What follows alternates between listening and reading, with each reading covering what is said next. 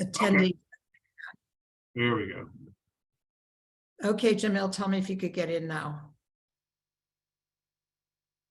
All right, thanks everyone for attending tonight's Park Recreation, Waterfront, and Resiliency Committee meeting for January. We're on Zoom, and I want to just go over some of the basic Zoom rules, although I suspect that everyone who's on has attended a Zoom meeting before. The first thing is just be courteous of your neighbors who are all on this call, and that we will generally let committee members ask questions first before we go to members of the public. In terms of speaking, we try and limit it to 2 minutes, and I try and let folks speak without having a timer up. However, if we feel like it's being abused or people are going over that, I will have to put the timer up. Just keep in mind that I do not want to do this in the time that you're taking away from is your neighbors who'd like to speak on an issue too. The agenda that you see on the website is going to be changed slightly. I'll go over it in a second. And that's pretty, we do that pretty consistently to try and make sure the meetings are efficient. So up tonight will be our minute approvals, the parks manager updates, the clarification of Tompkins Square Park closing time, the support for Million More Tree campaign, and then the ESCR, BMCR update. So if you want to plan around that in terms of your attendance or listening, I just wanted to give you that schedule. We're going to try and be as efficient as possible this meeting. I know I say that every meeting, but I think tonight we can employ some practices to make sure that we're not here for 4 hours. That being said, thank you once again, and I will let Ryan, our secretary, take attendance for this meeting. And if there are no objections to the minutes, they are deemed approved. Trevor Holland. Present. Kay Webster. Present. Ryan Gillum, present. David Adams. Hello? You're present. Heard something. I heard hello. Question that the work pile hours was that did you get my email, Trevor? Yeah, I didn't know what you meant. It said work. It says 7 a.m. to 3:30 a.m. I didn't know if that was that you just put all the possible hours they could work the work pile. All right, let me ask Desiree really quick. If I know I told her she wouldn't have to come on for a while, but if you're around, Desiree, we'll get back to that. all right, otherwise, yes, I don't approve. I know what you're talking about, but I wasn't sure if it was a question you wanted to ask tonight. I'm not sure what that means. Okay, So understood. Continue, Ryan. You're on the Altman. Yes. Carlin Chan. Yes. Catherine Freed. Yes. Valentina Jones. Present. Robin Chattel. Daniel Tano. Josephine Velez. Yes. And Troy Velez. Present. Thank you. All right, thank you, everyone. First up will be the Parks Manager update from Jamil. And Jamil, if you could introduce yourself. Hi, good evening, everyone. My name is Jamel Phillips. I'm the District Manager for Parks for District 3. Happy New Year to everyone. On a very positive note, we officially opened up the Baruch Comfort Station at Baruch Park. It's kind of isolated because due to the night shift work being done over there, but it was refurbished. It's a very good-looking men's and ladies bathroom. We have an office there also. We're going to have it as a fixed post location for our staff. We're just trying to determine the hours, what would be most suitable for usage, and to ensure that doesn't get vandalized. So we're just trying to find out what would be the most ideal window to leave it open. Also, some very positive numbers also. We recently got our borough numbers for rat boroughs for the district. We've gotten them down to a cut of 200 from where it was 3 months ago. What we've done recently is we have repeat work orders that go out for problematic sites. So we have an exterminator going out every week and treating these sites and baiting it, and it's worked out well. We have a district exterminator also, and it's really, really helped us keep things at a bare minimum, even though we have the warm weather. We're just trying our best to make sure We pick up garbage. We treat the areas that are very problematic. There's some locations we have to work out with PEP. We still have issues with people feeding birds, animals, which unfortunately it's really feeding the rats, but we're working our best to really address these areas. We are having an issue at some of our comfort stations with a spike of drug activity and homelessness issues.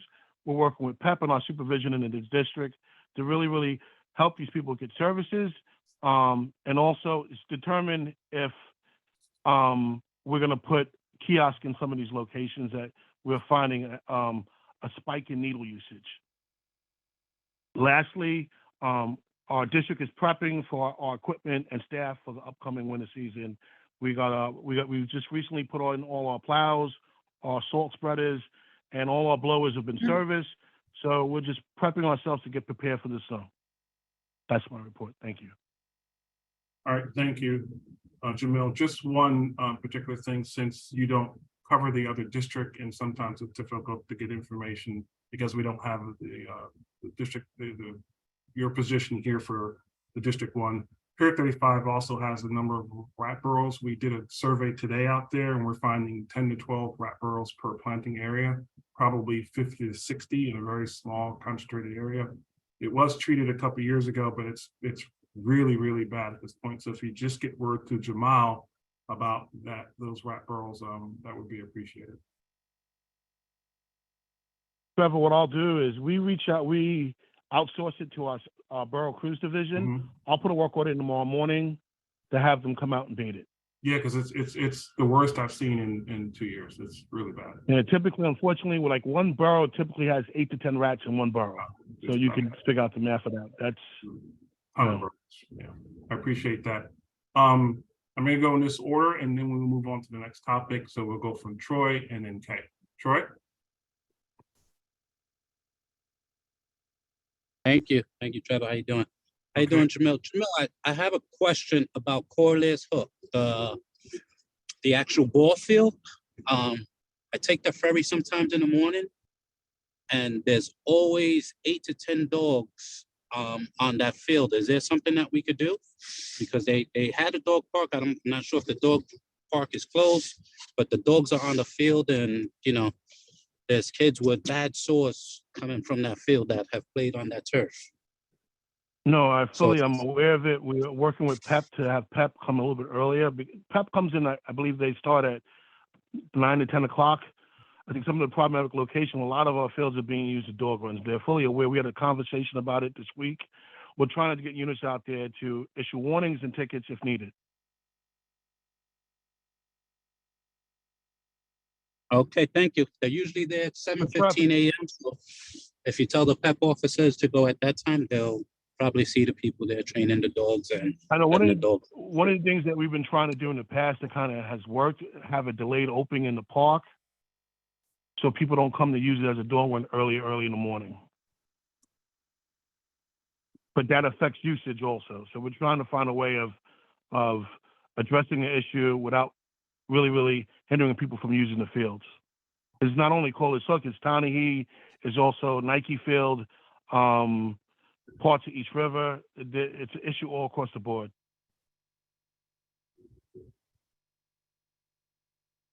Okay, thank you. Kay? Thanks, Jamel. Yeah, it was kind of both similar for Sarah Roosevelt. How do people get in touch with you to notify where rat burrows are?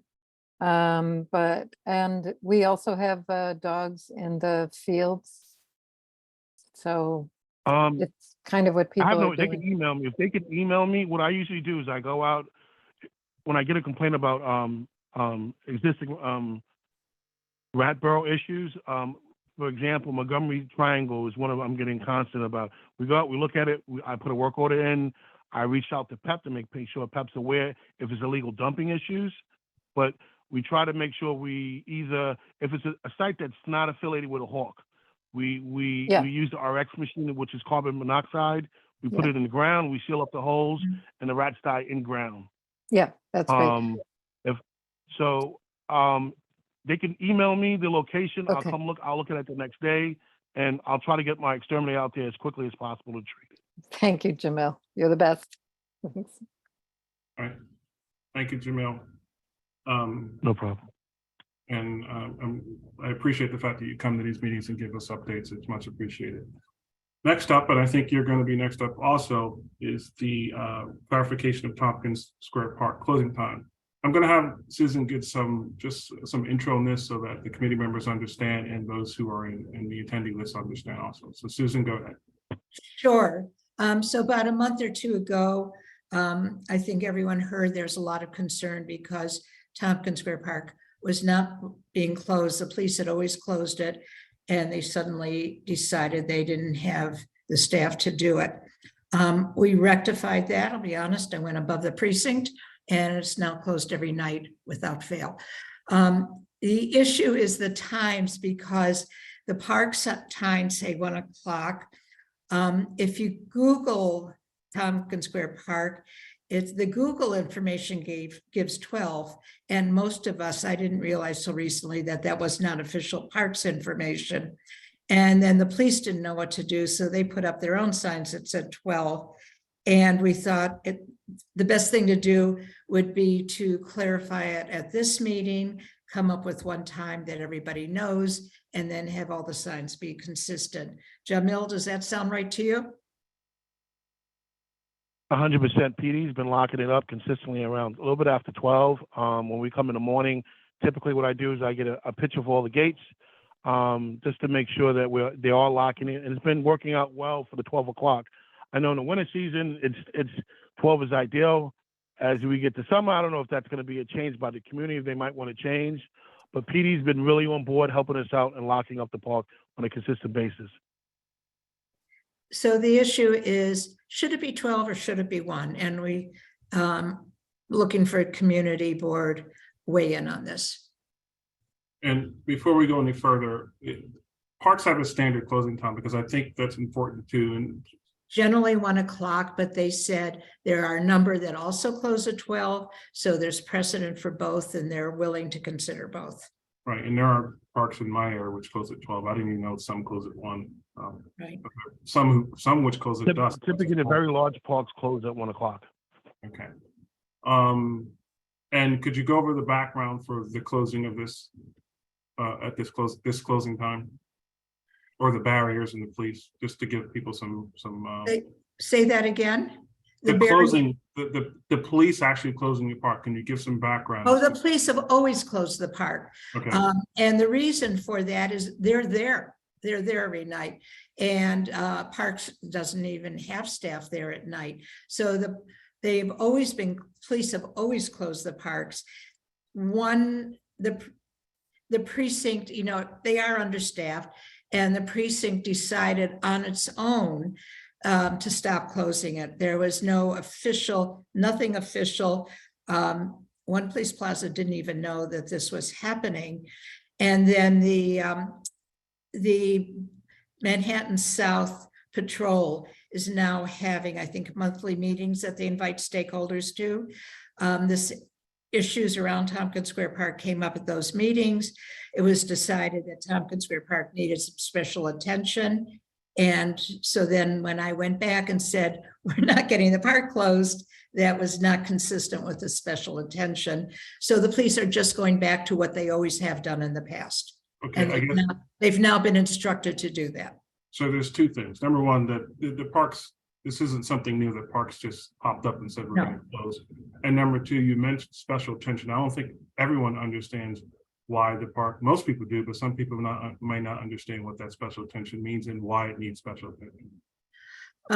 Well, I think both SDR and Tompkins Square are suffering from changes that the city is suffering from post-pandemic. One is a lot of people who are experiencing homelessness are in the park. There's also a lot more drug use. There's open drug use in the park. Some of it is because people, to be honest, they don't feel safe using drugs in the shelter, so they're using it in the park. There's a lot more garbage. For a long time, I think The staff was not available. People were using the parks more and parks had less staff. So there were garbage problems with the sheds all around the park. There are tremendous rat problems. Jamel, am I missing anything? No, you hit it on the head. I mean, we typically have a packer go to the park 3 times a day, and even the amount of garbage we find in the morning is tremendous. And even the needle usage is very problematic. Even we spoke yesterday, Susan, with Slocum. We Yes. find 50 to 70 needles every morning in that area alone of Tompkins. That's overnight usage with people shooting up Right. in that So area. needles are a huge issue there, and you're supposed to be certified to be able to clean up the needles.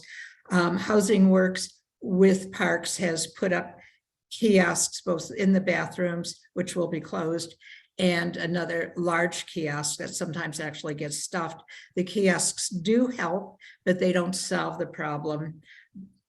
We now have, we have a lot of providers who are coordinating both homeless harm reduction, youth harm reduction, and we're having another meeting soon of the providers.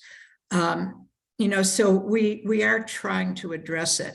And I will say a lot of these problems are problems in parks, but they're not the usual parks problems. So I don't know if there's anything else to add. No, that was very clear. I think that was helpful also. So Catherine, I know you have your hand raised, so go ahead. Yeah, no, I just wanted to point out that it's my understanding, I don't know about the confusion, but that NYPD just put up, just put up signs at all the exits from Thompson Square Park saying it's open from 6 a.m. to midnight. Right. And I assume that that's what they're going to be. No, they're just doing that until we come up with something consistent. Okay, in that case, I will point out that there are the parks downtown that close earlier. In fact, I think Seward Park closes at 10. So as you said, Susan, I think they do adapt it to whatever the particular problems are the community wants. When I spoke to other people about Tompkins, they particularly said 12 or 1. And to be honest, I think there would be pushback from the community. There's a number of residents who I'm sure will be speaking later, so they can give their viewpoint. But I think some people would want earlier and there'd be pushback. Some people don't want it closed at all. Right. So I think 12 might be a decent compromise for the community, the board to consider. Okay. And just to echo that, I think because this isn't a trial, I think, what was the word they were using, Susan? Pilot? No, in terms of they're going to see what happens. In other words, they're going to close it at 12 and see how, and Jamil had mentioned this because the summer months are coming up, 3 to 4 months now. It could be revisited. Right now, the idea right now is just to have a closing time. It can always be revisited seasonally if Parks and the board would like to do that. Okay. Okay. I do want to say that for Sarah Roosevelt Park, it's a temporary trial for 1 month. And I have already gotten a lot of pushback that it feels like some of the fencing is really about removing homeless Black people. So, and I've also heard some pushback from some outreach workers. So it's not uncontroversial. And so I would like us, to, as the Parks Committee, consider all of these things. I certainly, as somebody who works in the section all summer, know what the issues are, but the drug dealing happens everywhere, all day, I assume at night. And the lighting that was recently put in by the commissioner in the 5th has been the best deterrent yet. Just the very, very bright lighting. And I just want to say that I really do listen to the community, and I think we need to listen to the community. There's already a lot of tension going on around a lot of things. And the fear that we just lost our regular community NCOs, that makes people very nervous, residents and park goers. if I could say, for these hours, we're only talking about Tompkins Square Park. And the Yes. difference between your closing is that's a new thing. Tompkins Square Park is a fenced-in park that has been closed in for the last, locked at night for the last 50, 60 years. So the issue is not whether it's only 12 or 1 is the issue. And, you know, we will. I recognize that. I just wanted to, since you mentioned SDR, that also, I do want people to understand that these things are not necessarily not controversial in every park. Every park is very, very different. So Exactly. I know this board understands that. Yeah. Okay, Thanks. just 2 things. Number 1, maybe offline, the NCOs are no longer around. There Well, are, excuse me, I'm Oh. talking about Sarah Roosevelt again, Okay. and I know these guys. So, yeah, they've turned over, and it's especially sensitive during a period where it looks like there's more policing. So, you know, we know these guys, they know us, they know the park, they know the people. So it's a little problematic from my perspective. Just Susan, I'll let you go after this. Just to frame this a little bit more, there, as Susan mentioned, there's some folks who actually want to close a lot earlier, which we've heard from previous meetings. Not that there's, I mean, there's obviously a community on both sides. but In we want- Tompkins, I'm saying, Yeah, yeah, Tompkins. We're talking about Tompkins because Yeah. we're really I don't want to spend too much time no, discussing. got it. Just make 59 clear which park. Right. We're Yeah, talking I- about 59 minutes, so I really I want. think, Go I think ahead. we're getting very confused. And if we could, just for the hours, just talk about Tompkins. I know there are people in the attendees who are here to speak. I have no idea what they're going to say, but I recognize the name, so I know they're here to speak. All right, so if you are not on the committee, unless there's other people from the committee who want to speak, I'd like to hear from folks who come here as community members. I'm going to go in the order I see. I hope this is right, but first I'm going to go to Ally Bryan and then Garrett Russell. So Ally, let me allow to talk. And please be patient with me. I'm also running the Zoom portion along with Susan. This is something I need to know, and committee members, if anyone wants to volunteer, please let me know, because it would be extremely helpful. Go ahead, Ally. Sorry. Thank you, Trevor. And thank you for everyone on CB3 for bringing this issue up to the committee. As you know, back in 1991, the park was closed and it was renovated for a year. So it was completely closed to the public, and it was due to the Tompkins Square riots. And it was over keeping the park open 24 hours a day. So for the past 30 years, the park has been, up until COVID, it had been closed at 12 midnight. And now it, as mentioned, we do have a problem with needles in the park and discarded drug paraphernalia in the park. And at night, when it's open, when it's been open, there's lawless partying going on in the 3 playgrounds in the park and in the dog run. And I can speak from personal experience with my daughters. They're picking up the drug paraphernalia, which is scary as a mom.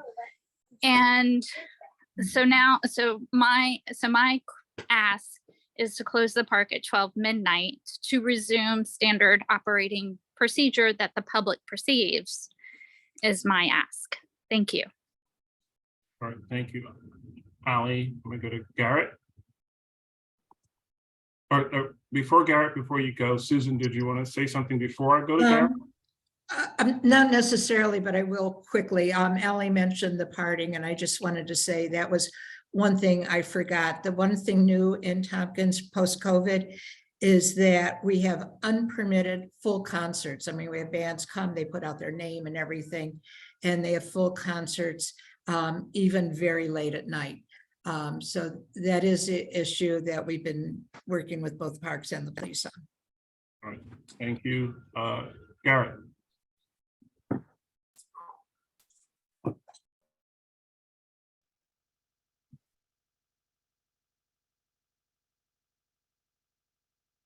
Can you hear me?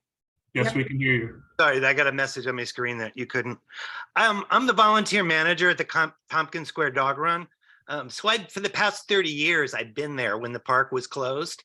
I believe it was this community board in the 90s that voted on the midnight curfew. I remember reading about it, but I can't find an article about it now when I search it up. But the way the park's closed, because I've been there every single night, was generally the police would come in at 11:45, go down the parkways, make sure the park was cleared as they shut the doors and lock the gates. And it was always standard operating procedure. By midnight, that park was locked. And generally the cops would come by the dog park last and walk us out because, little note, the police love dogs. So we were like the last group that they would walk out of the park at midnight. So nothing more to add, just I always assumed it was a midnight closure, and those gates were closed at 11:45. We've got residents in the park taking pictures each night of the gates, and they're seeing the park being closed at 1:15, 1:25. Susan may have an update in the last 7 days, but as of a week ago, it's really getting closed around 1:15. I may be wrong about that last mark, but that's all I really have to say. Thought it was 12. Thank you, guys. All right, thank you. Susan, I don't know if you wanted to add any more context before. The police are now, they have been instructed when they close it, they must take a picture and they must send it to parks. So there is this. You're the greatest, thank you. This is serious. So there is documentation, you know, certainly if there's a robbery or something might be a little bit later. It's supposed to be closed at the same time, but parks every morning is getting that documentation. All right. Thank you. Thank you. I don't see any more. Let me just do this. Yeah, I I don't think see any more hands unless you say any. I think Ally is probably representing a number of people from the Friends of group. Okay, I see Susan Lashley. I'm gonna go to Susan. Susan? Can you hear me now? Yes. Oh, great. I just wanted to say that I support everything that has just been said about all of the problems, from the drug usage to the all-night parties and loud noises. I live right on the park, so I get to hear it all. I get to watch, you know, the drug people line up in the morning to get their fix and then nod out in the, what we always called the children's garden, which is the Slocum garden. And I'm very happy that you guys took the initiative to go to the head of the police and say that, you know, the district was not closing the park, which it's the first I've heard that they were surprised about that. So thank you very much. I and many of my neighbors that live right around the perimeter of the park, you know, have been asking for quite some time that all we're asking for is that the rules that have been in place for decades now just be enforced.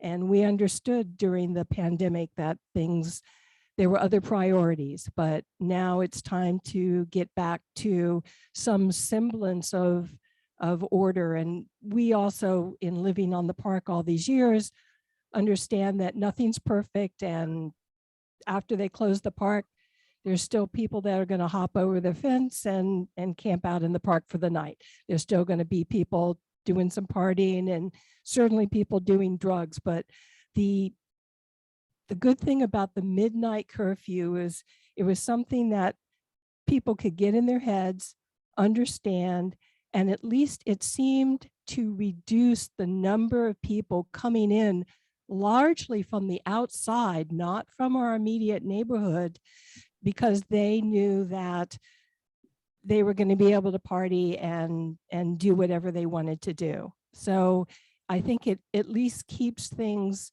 at a manageable level, whereas before, just recently, it was seriously out of control. And, you know, I've been here since long before the Tompkins Square Park riots, and so I've kind of seen it all. So thank you very much for all of the work that you do. Thank you, Susan. I don't see any more hands. I think I have some idea of where we're going, but I'd like for any community member who hasn't spoken, or if they have spoken, to speak. Because I think the best way, since we're talking about 59 minutes, is to keep it at 12 and then ask for a revisit at right before summer, or let's just say May. So we revisit this in May. But if folks think differently, since we're not here, we're not necessarily going to, decide what's going to happen. But I think that's a 59-minute compromise, unless anyone thinks differently. Just specify which park. Oh yeah, for Tompkins Square Park. Okay, Shamil, so that's the opinion of the consensus of the committee that 12, and then we will revisit this in May or June. Do you want to vote? It would be helpful, I think, if you voted. Okay, so should this be a quasi resolution then? Yeah, I would One say liner. Community Board 3 supports a midnight closing for Tompkins Square Park for the winter season, and requests a revisit in May 2023. Okay, let me ask Can- Ryan if you got that. Can we add at the request of the community? At the 12 o'clock? Just at the request of the community, the resolution is. In other words, start this census with at the request of the community. It was at the Right. request of the community board, actually. But I mean, the community seems to be in favor of that, and certainly Yeah. the Friends of They Tompkins seem to Park be are supporting it. They absolutely do seem to be in favor, but Okay. I mean, I don't know enough. I assume. they that- weren't the ones that requested that it come to the community board. I suggested it because it was all over the place. And Yeah. this is a way to resolve it. Yeah. So But- let's do it. I didn't want to go over 30 minutes for this, but let's do a roll call vote on this. Ryan, if you want to go with folks who are here. Yeah. Troy Velez.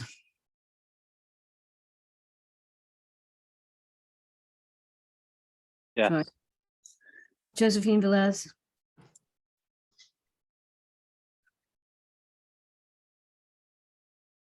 Josephine, Josie. I know I confuse people by going, I'm sorry, did you call me? yes, do you want to support the closure of Tompkins Square Park at 12 midnight to be revisited in spring? I'm sorry, I'm sorry. You know what it is? I have no water and I was talking to the super just now. What was the last things that 12 o'clock, and then what was the other time? 12 o'clock for the winter hours to be revisited with Parks Department in May regarding the summer hours. And what was the other time then, if it's not 12 o'clock, 10? No, there's no other time mentioned. That's the only resolution, is to close the park now at midnight. And to revisit that decision to see if there should be some different time in May. Well, I honestly, I think that's very late. So I vote no. Josie, Yeah. we had a discussion about this. The real discussion was 12 or 1 p.m. The park is always closed at midnight. So we were just trying to see what the community said about 12 midnight. We've heard from community members that 12 midnight seems to work, and to Okay. revisit that in May. Yes, I did hear a few people saying 12 o'clock, and then somebody that is in the park, he said that he's been there for 30 years. I heard him say it was 12 o'clock. Okay, let it stand as is, 12 o'clock. So your Okay. vote is yes. Yes, Okay. thank you. Daniel Tano, I apologize. Present, not voting. I work for the Parks Department. Robin Chattel, Valentina Jones, Yes. Catherine Freed, Yes, Harlan Chan, Yes. Yaron Altman, Yes. David Adams, Yes. Ryan Gillum, yes. Kay Webster, Yes. Trevor Holland. Yes. All done. All right, thank you.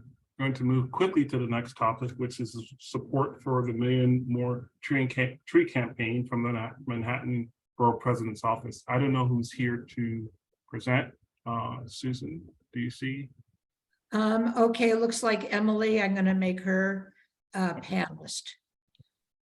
Okay, she should be becoming a panelist. Good evening, everybody. Let me try to adjust my video so I don't look like a ghost here. Thank you so much for having me. Shall I dive right in? Yep, you can just introduce yourself and dive right in. Okay, terrific. So my name's Emily Noble Maxwell. I'm the director of the city's program at the Nature Conservancy in New York, and we help lead the Forest for All NYC Coalition. And we are working in partnership with Borough President Levine's office on a sort of sharing with you a potential resolution for your community board relative to the urban forest. And my colleague from Mark Levine's office, Keisha Smith, is unable to be here because she is on an airplane tonight. So I will not represent Mark Levine myself, but I will attempt to answer any and all of the questions you might have. Is it possible for me to share a screen with you all, or is that not feasible? You can. I believe you have share screen capability at the bottom. Okay, Right. great. Let me just, it says that the host has disabled participant screen sharing. Whatever works for you all, but I would love to. Yeah, I'm gonna make you a co-host. Just give me 1 second. Yeah, take your time. Okay, great. Sorry for the small technical difficulties. So I'm thrilled to be here with you all tonight, representing Forest for All NYC and the New York City Urban Forest Agenda. Just briefly, the Nature Conservancy is a global conservation organization. We work in about 70 countries. As you all know from lived experience and perhaps from other sources, climate change is a real and existential threat. We anticipate that by the 2080s, there'll be 3 to 5 times the number of extreme heat days and 1.5 times the amount of precipitation. So extreme heat and flooding are very serious for New Yorkers. Extreme heat in particular affects Black New Yorkers at 2 times the rate of other New Yorkers, causing more illness and death in those communities, but does affect all of our communities. Because of that, we launched an initiative called Future Forest NYC. We do good science, work with others, convene folks, and advance policy to address issues of the urban forest. This map here, you have 2 maps side by side. Where it's darker green on the left, you have more vegetation. Where it's more red and yellow and angry on the right, you have hotter temperatures on a hot summer day. As you can observe, where we have more vegetation, we tend to have cooler surface temperatures, which is tremendously important. We think about our urban forest as the city's over 7 million trees and all of the physical and social infrastructure that supports them. The urban forest has tremendous benefits, from helping with climate pollutants to decreasing air temperature, helping with particulate matter, making our streets more livable and beautiful, helping us want to get outside, helping with stormwater and flooding, and of course, providing habitat for cool critters like residential and migratory birds. As of 2017, which is the most recent data we have, the city had on average about 22% canopy cover. Canopy is just that big overstory of trees that provides us shade. Manhattan's right in the middle at about 22% canopy.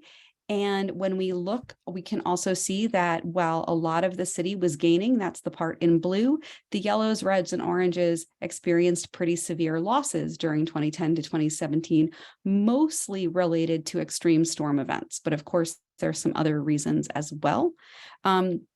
I want to take a little bit of a deeper dive for Manhattan tree canopy, just because we're right here at home in your district. And in your district, you have just under 22% canopy cover as of 2017, and had some slight increase from 2010 to 2017 of just under 1%. We also know that there's a big potential to add canopy really in every district. In your district, there's a potential to add about 8% more canopy cover. And so that's an exciting opportunity. But we also know that sometimes you can just put trees in the ground and sometimes you have to change the underlying landscape. So that 8% actually is able to be added without significant underlying landscape changes. I will say that we're not just here to talk about planting trees. We're also here to think about protecting and maintaining those we have.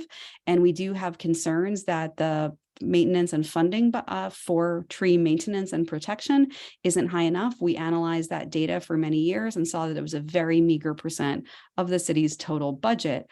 I will say all of this information, I know I'm speaking rapid fire, can be found in some reports I'm going to share with you all after.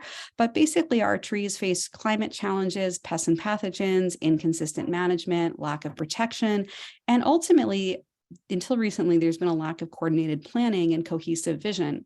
So that's actually why we launched Forest for All NYC. Forest for All NYC is a coalition really focused on ensuring the urban forest thrives and justly and equitably delivers its benefits to New Yorkers. Thriving means both protecting what we have and growing it larger. We have a very diverse, broad, and inclusive coalition. I apologize for so many words on the slide. We have nearly 80 member organizations ranging from environmental justice groups to real estate to environmental groups to neighborhood groups and more. We also have many government partners who have supported our cause. We strive to really address not only the urban forest, but primarily we care about human health and well-being, making sure we're prepared for climate change, advancing environmental justice, and many other core issues. Our urban forest agenda, our number one goal is to see the city as a whole achieve an average of 30% canopy cover by 2035. Again, we're at about 22% now. So that's a big effort. It's going to take an effort across both public and private property and really all of our engagement.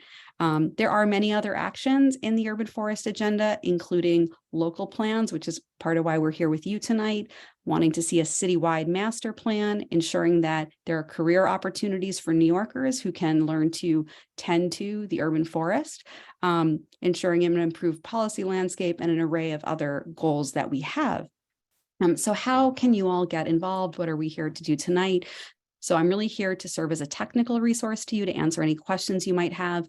We are asking you consider passing a community board resolution in support of the growth and maintenance of the urban forest, which includes to the borough president's goal of planting 1 million more trees and then supporting the broader urban forest agenda, which also looks at the protection and maintenance and beyond.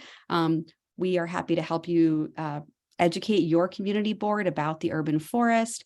We have a great coalition website, some great social media, and then we do have, and I'll make sure that if you would like this, you have a copy, a variety of reports that you can learn about the broader urban forest and also how it is operating in your district. So I also just wanted to make sure, and I can always send this after, you have my contact information. It's a pleasure to be with you all, and I'm more than happy to take questions if there's time for it. Thank you for that presentation. It was quick, but with the understanding that we've seen a couple of these initiatives, including a resolution that was proposed by a resident regarding this or a very similar agenda. I mean, we do have a resolution with some draft language, but I want to hear from committee members and obviously members of the public first. So if you're able to take a few questions, we'd appreciate it. So in this order, Kay and then Catherine. Hi, thank you, Emily. So the last time we had 1 million trees, a lot of them died, as we know. What are the specific provisions to supply water for this initiative? Sure. And I will note that the borough presidents are really advancing 1 million more trees, and we are in support of that, and we are advancing the New York City urban forest agenda. So from my perspective, the planting, and I believe that the borough president does agree with this, any planting has to be coupled with a very well thought out maintenance plan. And my both lived experience and professional experience tells me that there has to be a diversity of ways to maintain trees. So in some cases, some neighborhoods have really active community groups who like to volunteer. I see that a lot in, for example, the Gowanus community. Some neighborhoods have groups that it can be a workforce opportunity where stewardship can get paid. And in some instances, it's professionally done. Street trees in particular, their first 2 years of life, the contractor is required to water them and keep them alive. And if they don't survive, the city or the contractor is required to replace them. I realize it doesn't always go perfectly, but part of that is communicating back with the Parks Department and keeping track and sort of being active. So Forest for All NYC really believes that planting has to take place only in the complement of very good maintenance planning and investments, which is why we're also working hard to see improvements to the city budget. Thank you. I just want to say that the volunteering and the person maintenance, but I mean, it would be really great to see structurally where is the water source coming from for Okay. these trees. That would be great. Thank you. Thank you.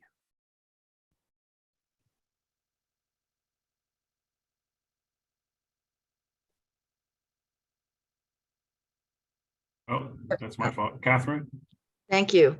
Emily, I'm very much in support of the idea of 1,000 trees and even more, or 1,000,000 trees rather, but it is a little salt in the wound for those of us who were very involved with East River Park. And I would say that since your map was done in 2017, it fails to note that we've already lost over 800 mature 80-year-old plus trees, and we will lose another 300 plus in the next several years. So we'll end up losing over 1,000 mature trees. So it would have been nice to have heard from a lot of these groups who are now putting out a lot of pamphlets about how important it is to use the nature that we already have there in green areas as a perfect border to help with resiliency. So it would have been nice. Having said that, I hope that you will prioritize our area with getting more trees because we are desperately lacking in them. And we will be for the next probably 8 to 10 years because that's the estimate they're now giving as to when we're ever going to get even the new saplings, which are certainly no match for 80-year-old trees and the amount of oxygen production and cooling and everything else that they provide for us. So just as I said, a kind of a personal peak because a lot of us worked very hard to try and save as many of those trees as possible and try and come up with a resolution that would save people, but also save as much of those trees as possible. And we didn't get much help from any of your groups. And I will also say that these are groups that I've been supporting personally for decades. Ms. Freed, I just want to say that I agree with you and I really appreciate you speaking so directly. One of the reasons that we are not able to show the change is there's not data after 2017 and we are working. There is new data that takes a long time to process. It takes like 8 months of technical people processing it. We're going to be working on processing it so we can show some of that change. It will go through 2021. And I think that your neighborhood has candidly a really important story to tell. I've met with groups from your neighborhood a number of times. I've provided advice. I used to live in the community. It's been quite a long time. And to me, one of the reasons we need the New York City urban forest agenda is until the city has a public commitment and goal for the urban forest, I fear that other communities might also suffer the indignities. And so I'm not making excuses, but I actually think that it sort of compels us to have the city go on record and say there is a goal to protect and maintain the urban forest because currently that's not a priority. So I feel terrible about what has happened and I would like to not see it happen again. Well, it just happened again this morning because they cut down some more trees in an area where that they probably could have put somewhere else and saved those trees, but trees are not a priority to the city. They're very expendable and they don't seem to appreciate what they give to us in our neighborhoods and how important they are to the health of this community. And this is a community that already is very high in asthma and was very high in COVID rates. And we need these things. And instead, it's just ironic, that's all, that we're seeing all of that tree coverage that has been destroyed. And is planned to be destroyed in the future. All right, thank you, Catherine. Just to give some context, because I want to make sure that we stick to the topic of support for million more tree campaigns. I understand everyone's opinion on this, but we're really trying to be efficient here. And this is really about supporting a resolution for the million more tree campaign. So Daniel? Thanks, Trevor. So I work for the Parks Department, but during Million Trees, I worked for greening organizations that were specifically in CB3 working to make sure we got our fair share of the million trees and that they were taken care of. And I also worked directly with the parks foresters in that. And the two of the biggest issues that they had at that time were sourcing the trees because of the way that Million Trees. So I just want to make sure that there's a plan for sourcing the trees locally and in a way that also it benefits nearby nurseries. I know we won't be able to make those trees in New York City, but and then so sourcing the trees locally and quickly enough to make it happen in the amount of time. And then the other thing that we had going for us during Million Trees, and it's great that you mentioned the funding and the taking care of the trees in the long term through local jobs of people taking care of the trees. But we had a lot of outside funding because of Bloomberg and his foundations and going through the New York Restoration Project. More than half, I think, of the million trees were planted not through the Parks Department. And I just want to make sure that that this is informed by the amount of money that was coming, not even through the city for the original million trees, and that we plan for that. Definitely. Thank you so much. So relative to the first comment, I just want to note that one of the benefits of the first Million Trees campaign, which had its own challenges, right, was that it was when the city first was able to set up what is long-term tree procurement contracting. Because obviously to plant a tree, you have to grow a tree. And before Million More Trees, there was not a sort of contractual obligation of growers to cultivate the correct species in the quantities that the city required. And so the beauty that we have now is now there is at least that contracting infrastructure. And so, I want to say, like, this is really an advocacy push. So we're trying to galvanize support for something where there is not fully committed funding yet we are at a really ripe moment in which both at the state level, there recently was passed a bond act that provides like a tremendous amount of potential capital dollars for tree planting, and the Federal Inflation Reduction Act actually nationally, there's $1.5 billion for urban and community forestry. Now, I want to name that's all on the capital side. So that's digging up stuff, that's the trees themselves. There still needs to be a complementary maintenance budget. So this is, this is a vision, right, that is had. And I do want to say, the resolution is about both a million more trees and the broader urban forest agenda. And that's where, we all have a very strong collective understanding that tree planting is, wonderful, but it's insufficient. We also need to protect the existing trees and care for those that are planted. All right, thank you, Emily. Just some comments following up on Daniel's comments. We do have a 1,000 tree initiative going on in CB3, and one of the challenges that, or at least I've been told, is that they're maxing out on spots to put trees, especially in areas like Chinatown where there's relatively little sidewalk or space, or even in some cases, desire to have trees. So I think we are losing some trees from East River, but there's some challenges in planting those trees just because of the urban environment. In one of the slides, you mentioned that, you'd like to look at alternative methods of getting trees in terms of builders or lots, but could you go into that a little bit more? Because if we don't have any more space for trees, how are we going to get even 1,000 that we're waiting for?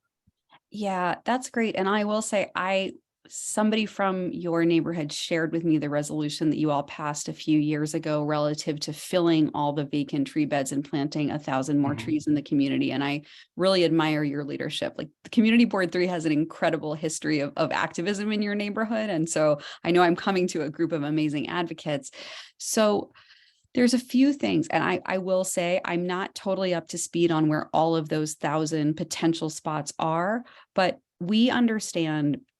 I'm going to kind of say a bunch of numbers. I'm sorry if this is too much data, but across the city, about 53% of the urban forest canopy is on in parks jurisdiction, in both public parkland and on streets. The other nearly 47% is on other property jurisdictions. About 35% of the existing canopy is on private property. When we look at canopy potential, a huge amount is actually on private property. And so when we think about the urban forest, we really think of something where we need to galvanize our local institutions. We need to engage with other property owners. One of the most important property owners is actually NYCHA. I'm aware that you do have some NYCHA campuses. So NYCHA land accounts for about 1% of city land, but it actually is home to about 2% of the city's tree canopy. And often that is tree canopy in some of our most open space, starved and heat vulnerable communities. And so I think that in order to truly achieve like a rich and diverse and thriving urban forest in Community Board 3, it is necessary to look, yes, at our sidewalks, yes, at our parks, but also at NYCHA properties, also to see what are the private institutions who we could galvanize and engage. And I don't have it for you today, but if you're interested, we could take a deeper dive on this canopy potential modeling that my team has done, and to even look across what is the mix of property types where we foresee there's some potential. So that could be a follow-up step if that would be helpful to you all. Sure, and maybe not at this meeting, but as a follow-up step. I'm just trying to engage and see where, because many of us are part of the task force and trying to find spots for these trees. And a lot of the places get rejected because of the infrastructure of New York, or it's not suitable. Even if there was a tree there before, now you've learned that they can't put a tree, so you have these empty tree beds and you can't put another tree there. But it's interesting to hear that and to see if we can get maybe some incentives for private owners to put more trees on their property. I think they would like to do it considering what's going on now, but it's something that needs to be addressed. Before I go to members of the public, I just wanted to make sure that we're on topic. And after the questions, we're going to put the resolution up for, because we're really, and this should, I think we're in CB3, we would be in support of a million more trees resolution, but I think everyone has their own opinion, but I can't imagine that we wouldn't want this particular resolution to pass. That being said, I'm going to go to the attendee list, and I will go in this order. First up, and I'm going to queue you up 3 at a time, just so you know when your turn is to speak. And please keep this to 2 minutes. I will not put up a timer. However, if I feel like we're going over that time limit, we're going to sort of shut it down a bit, but please be respectful of the committee, the presenter, and your neighbors. So Harriet, Judith, and then Susan, in that order. Harriet. Hi, I'm one of the people who was defending the tree that was taken down this morning at 6:30 in the morning, and a few people were arrested defending that tree. And the tree has several names. One of them is Sandy, because the tree survived Sandy, and the trees around it did not. And I guess I just want to say, it just seems like a no-brainer that we still have, we had 505 trees, now we have 504, and they are 80 years old. Many of them are incredibly beautiful oak trees that are silver tagged for being repurposed. And none of the trees that have been killed have been repurposed. They've all been mulched on the spot. None of them have been, anyway, not that I care, because I think the trees should just survive. But I just want to second a lot of the things that Catherine Freed said. And basically, like, if we're really concerned about the tree canopy, why don't we stop killing trees? Every single day, there's an article that comes out in the New York Times or somewhere else that talks about the importance of an older tree and why that does so much more for us than a baby sapling. And I just think that it behooves us to protect them and to stop killing them. And if in New York City, we're too stupid to work around the trees that exist, and we can't figure out a better way to protect this city from floods that doesn't involve killing all the older trees, there's something really wrong with us. Something really bad is at play here. That's all I want to say. All right, thank you, Harriet. May I I'm make gonna- one invitation, Trevor? Do you mind? Sure, no, go ahead. I just want to name that Forest for All NYC is a coalition that any other group can join. And so I want that to be known. It is a democratic coalition. And so if any of you feel like you'd like to be part of it and even influence some of the directions it takes, your groups, it's not a coalition of individuals, it is a coalition of organizations, but anybody would be welcome to join. Right, thank you, Emily. Judith, you're up next. Can you hear me? Yes, we can, Judith. Okay, well, I'm being redundant. I want to support Kathleen Freed in everything she said. But in terms of the presentation, I really was concerned that your information, and I know you've explained this, was only up to 2017, because it's now 2022. And the Lower East Side, in particular, the park, is in such, I mean, we have very high levels of, asthma and all these other lung diseases. But the city, in its infinite wisdom, has gotten rid of the natural support. We don't have enough hospitals. We don't have enough trees. All our social services are being pared away. I mean, I totally support, we could have 2,000 more trees, and that would be wonderful. And I know that you as a committee are doing the best that you can, but I really think, and I don't know if you can do this, in some other resolution, if you can tell the city planners that they are stupid, uninformed, and obviously have no commitment to our city. Thank you for letting me talk. Thank you, Judith. I have a feeling that this resolution is not going to have a problem passing, but in this order, and then we'll end this, and I will share the screen for the resolution. So we're going to go to Susan, Juliana, and end with Allie. So let me go to Susan. Susan? Hi, yes. I don't want to take up too much time. I just wanted to say that the good news is that there were a lot of new tree beds cut into sidewalks around Tompkins Square Park and First Avenue, etc. So we're noticing that, and we're eagerly awaiting new trees.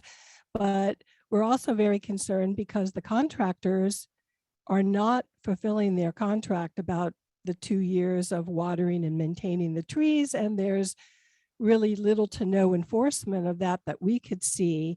And the scuttlebutt with my neighbors is that it's actually cheaper for them to drag their feet and then just replace the tree after 1, 2, or even 3 years. Half of the tree beds just on 10th Street between A and B are either empty or have just dead trees that have been dead for at least a year or more. So the other thing I'd just like to say is there's a bunch of us that would be very happy to adopt a tree or trees. We've been trying to mulch them by ourselves using the Christmas tree mulch recently. We'd like to water them. We know that a new tree needs 20 gallons or more per week, just as a minimum to survive.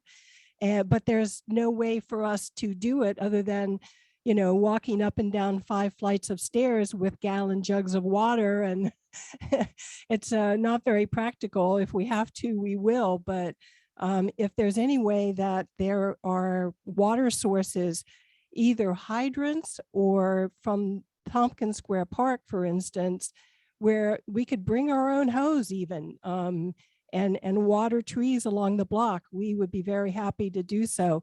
And then the last thing is, we need more information on effective ways to keep these tree beds from becoming the new rat burrows all around Tompkins Square Park.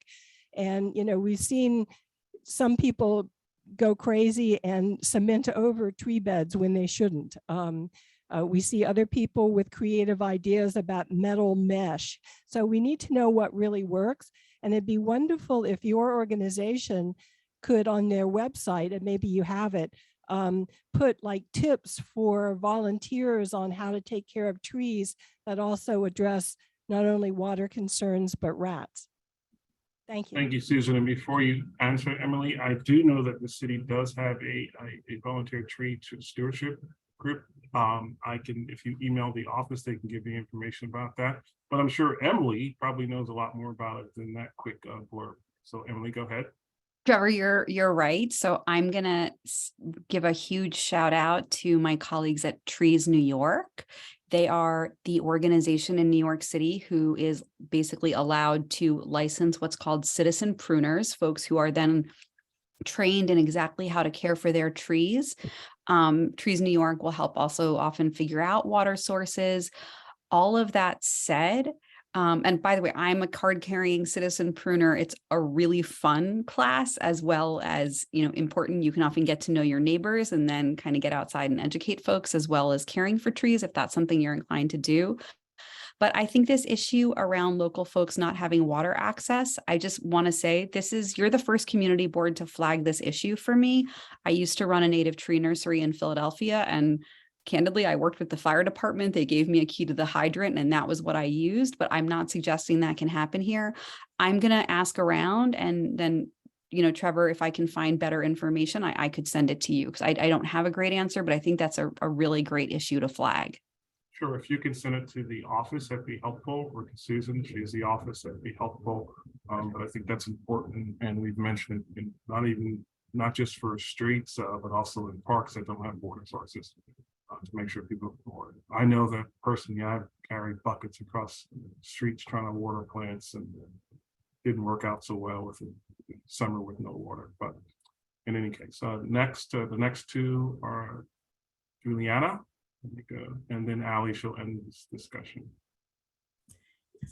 Hello, I'm here on behalf of Earth Celebrations, and currently we're working on an ecological city art and climate solutions project. And so we're actually working on discussing and like amplifying a lot of the ideas that have been shared today, specifically tree planting.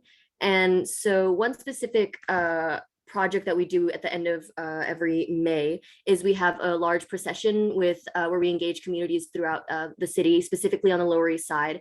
And we work with schools, we work with researchers, and we basically just do outreach to like encourage engagement with the community in their environment, right? Through the art specifically. And so we were wondering if we wanted to look to collaborate with groups that have like tree planting initiatives already in line. Our workshops begin on March 1st, and I believe the procession is on May 13th, so as to not interrupt any established scheduling. But they would like to plant trees somewhere along the procession route, just a block of area, while engaging volunteers, hopefully in advance. So the trees are like already being planted. It can already be something that people just kind of pass by, right? But we would like to engage volunteers beforehand, is one of the main things. So it was just a call to anyone who would also like to be involved. I can add a link in, but that was our main thing. So yes. Thank you, Juliana. If I may, Juliana, so I'm really pleased to meet you. Earth Celebrations was one of my first employers in 1997, I believe, or 1998. So thank you for what you're doing. I really admire your organization. If you would like to send me information about your call, I could circulate it to the nearly 80 Forest for All NYC members, just in case any of them might wish to coordinate with you. Emily, can you drop the best email for contact for your organization in here, and I will send it to everybody? Yes. Just give me a second to send it, folks. I'm trying to run multiple things here. So I see Billy has raised her hand. So Billy, I'm going to make you the last person, even though I said Allie would be. We're really a bit over time for a resolution that I think everyone supports, but I really want to hear from people. So let's go to Allie and then Billy. She'll end this discussion. Okay, thank you, Trevor. I appreciate the opportunity to speak. I want to also say I agree with Catherine, Harriet, Judith, and Susan on the remarks about East River Park. And that leads me to ask, will Forest for All advocate to reform the city policy that commodifies trees? What I mean is the city right now puts a price tag on a tree and like what its value is, and the contractor pays the price to chop down the tree. So this project is a great concept, but will your organization work to keep the trees that are currently growing in New York? And then secondly, is more of a comment. I would like to encourage you to research skin cancer to add to your presentation. The New York City Department of Health states on their website that skin cancer is the most common form of cancer in the United States. Every year in New York City, over 100 people die from melanoma, and nearly 1,000 people are newly diagnosed. We need shade. And on average, a currently standing mature tree in East River Park exceeds the arm span of 4 people, whereas a newly planted tree's canopy is less than the arm's length of 1 person. Thank you. All right, thank you, Allie. I can be quite brief, or shall I let us go to the next? No, go one? ahead. I gotta do the technical thing of queuing people up. Billy would be next. Okay, Go ahead, Emily. I don't want to keep you here too long. So Yeah. thank you for that. Regarding your second comment on melanoma, great point. I'm happy to do the homework and add it. You've already done the homework. I can hear it in your voice. Thank you. Regarding both the issue of wood waste and protecting trees. So Forest for All NYC is calling for better protection of existing trees. That is actually one of our policy priorities. So we agree with you on that. I will say one of our other priorities, though, is that when trees do either naturally die or need to be removed, we do want to see that wood waste reused in the most sustainable way possible. That is another priority of ours. So I would be more than happy to speak with you, at a later time. I actually have met with a lot of folks who have been very concerned about all of the issues at Esker, but just would be happy to discuss it. But we both care about protecting trees and we care about better management of wood waste. And all of that is outlined in the urban forest agenda very publicly and transparently if you're interested. All right, thank you, Emily. Okay, Billy, you're up next. Hi, thank you. Thanks, Trevor.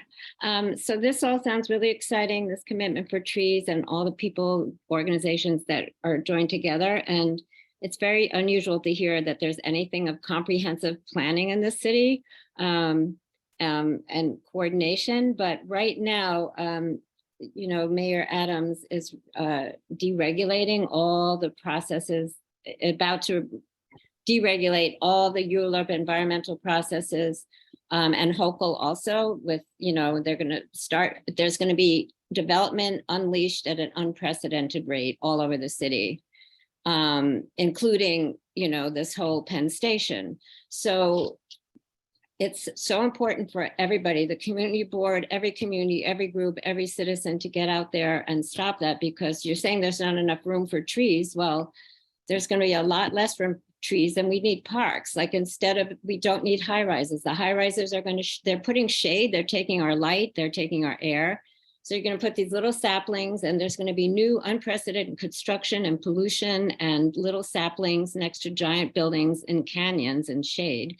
So we need room, we need parks, we need groups of trees, we need parks, we need groups of trees. We have to stop this unprecedented leashing. The developers are in control of everything. So no matter how much comprehensive planning and wonderful vision for 1 million trees, it's meaningless with this new development that's going to happen. And I hope community boards, I know we have lost our voice with the government, and the developers are ruling everything, but it's about to get really scary, really bad, really unhealthy.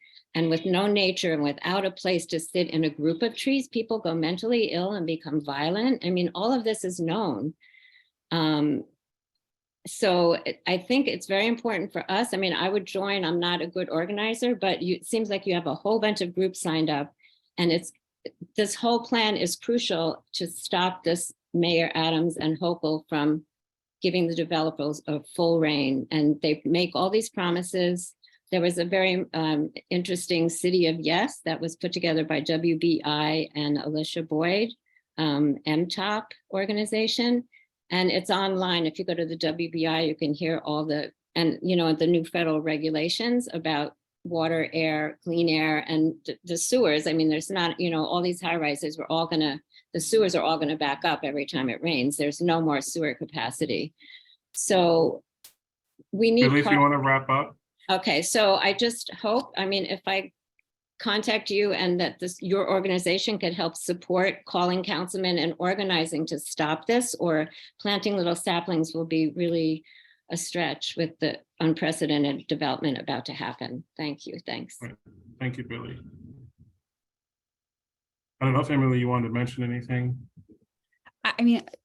Billy, I have a lot of questions also. I'll just say part of why we believe we have to partner with private property owners is that they influence what our city looks like and feels like. And I think all of us who live in New York know that, we're never done organizing and we're never done doing advocacy. So this is, in my view, another step.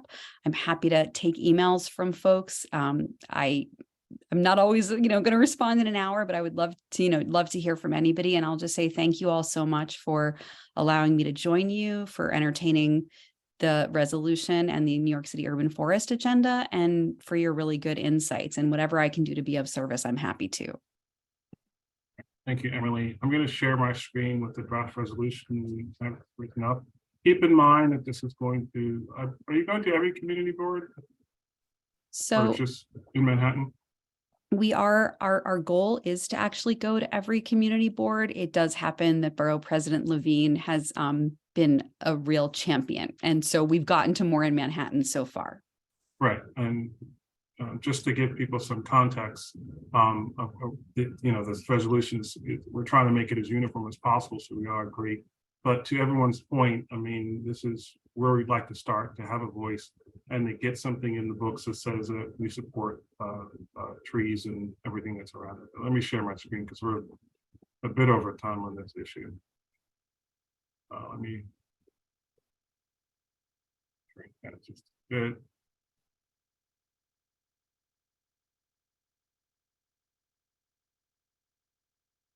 So we have a few whereas. The one question, and I'll let folks get a chance to read it. We did update just a couple of things for our particular district, but not that much. It's pretty much the same thing. I just have to ask the committee a particular question, but we're going to take I'm not going to read it out loud. I think folks can read it. And it isn't controversial in its own way in terms of the tree coverage or the Million Tree campaign. I'll just scroll down, and if I'm scrolling too quick, someone could let me know. If you're already down to the bottom, you see adopts a goal of ZZ canopy. The goal, I believe, is 30% canopy for the city. I think if we want to go with that number, it would be fine. If you think it, I mean, that's what they're shooting for. If we think it's a bit ambitious, we can shrink it down a bit. But I just wanted to make sure that let the committee know that that's the number that they're targeting is 30%.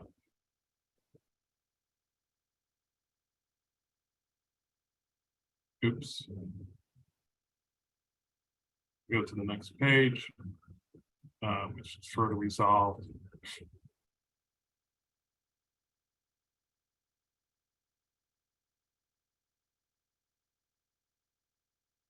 And this draft came from the borough president's office with some minor edits from our CB3 office and myself.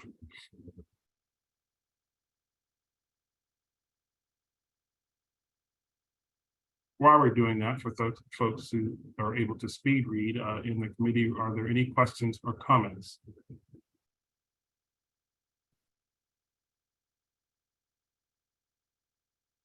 I just want to comment that I think we should put adopts the goal of 30%. Okay.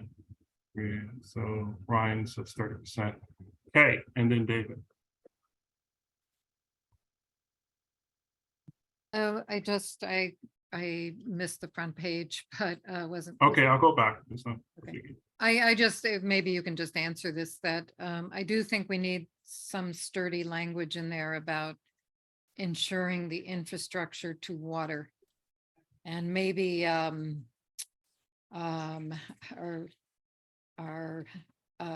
you can find a more precise wording, but I think there was something else mentioned. It's like, how are we going to ensure this is a, you know, of course we want to see this, but just that the last time this happened, it really did result in some very big disappointments and a lot of dead trees. Even though I know the contractor is supposed to replace them, that just didn't happen, and that requires a lot of oversight. So do you have language that would be useful to put in about water sourcing? I don't have perfect language off the top of my head. I will say other community boards have tailored things to meet their specific concerns. I think it would be, if your community board sees fit, appropriate, you could add it into the be it resolved that, you know, you're calling upon the city to ensure appropriate water sources or consistent watering, or there is language in the resolved that is about maintenance, but you are, you know, this is a democracy. You are quite at liberty to tailor this to your address your concerns. Yeah, that's well put. I guess I want to take it out of the realm of the maintenance, because this to me is very specifically structural. You know, that there has Okay, to if be you could, I'm gonna announce it, whereas, I mean, the whereas that is that our trees need access to water sources. Yep, And that's fine. right, and because I'm not gonna edit it, well, Ryan, if you could just put a whereas, and I can clean up the language a bit later, whereas, and I'm not sure where it goes, but you can put it at any place and just, I'll find it and wordsmith it a bit. And then in the therefore, it would be that Community Board 3 calls for the city to provide adequate water sources, Kay? Yeah, adequate water sourcing. Water sourcing, okay. So we'll add those two things. Thanks, Ben. With regards to overall maintenance, I mean, I think it's, I know what you're talking about, the trees dying.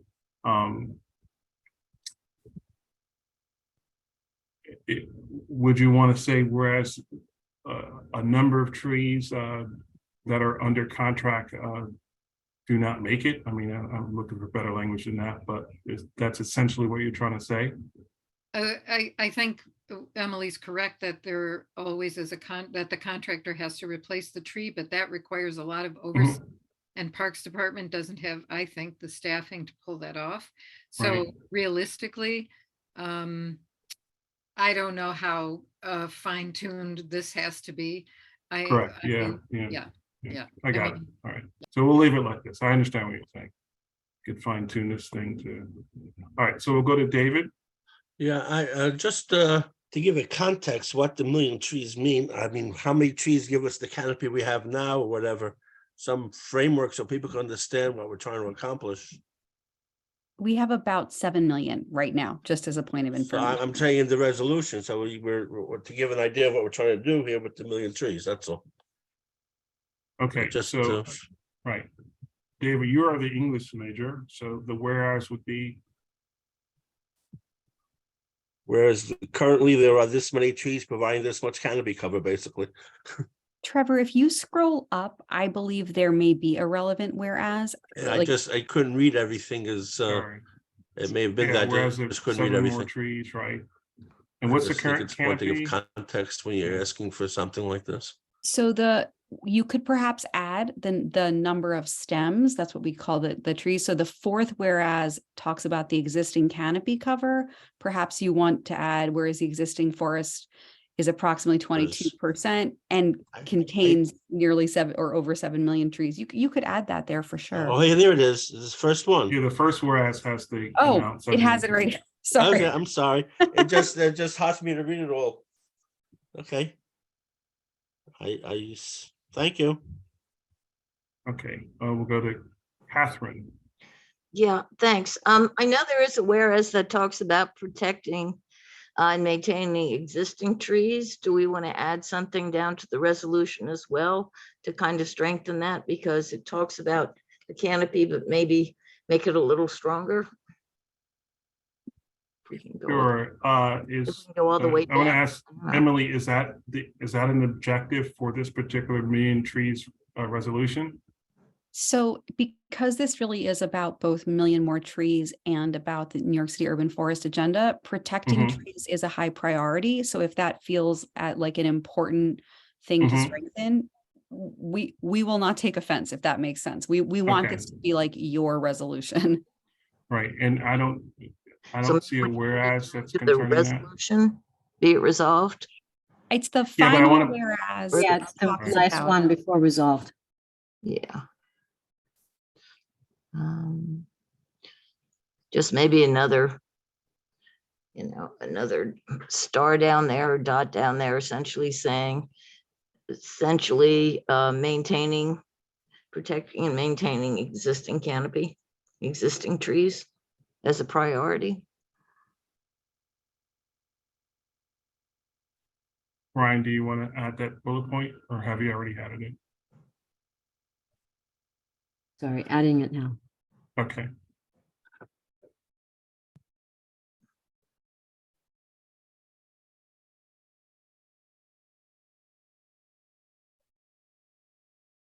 All right, any more comments or questions from committee members regarding this resolution?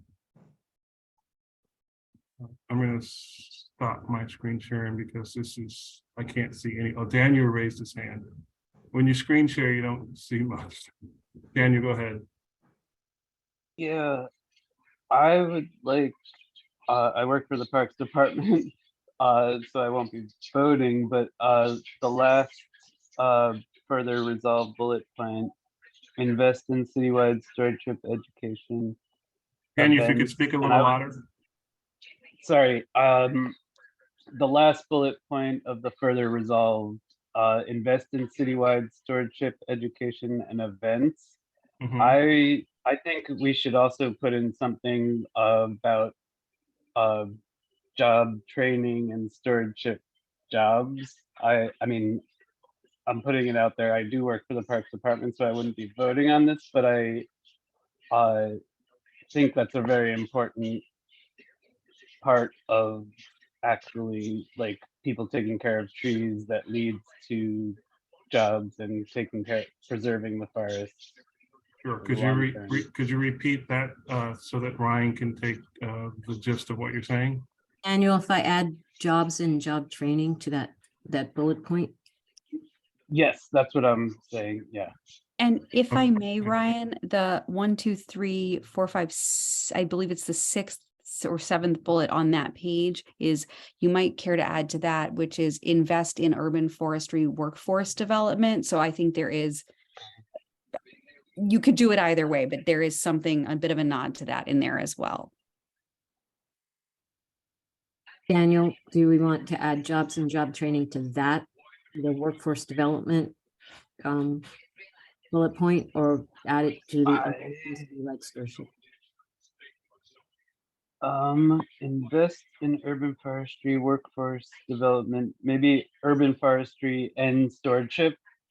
Okay. Workforce development. I think that gets what I'm saying. Yeah. Okay.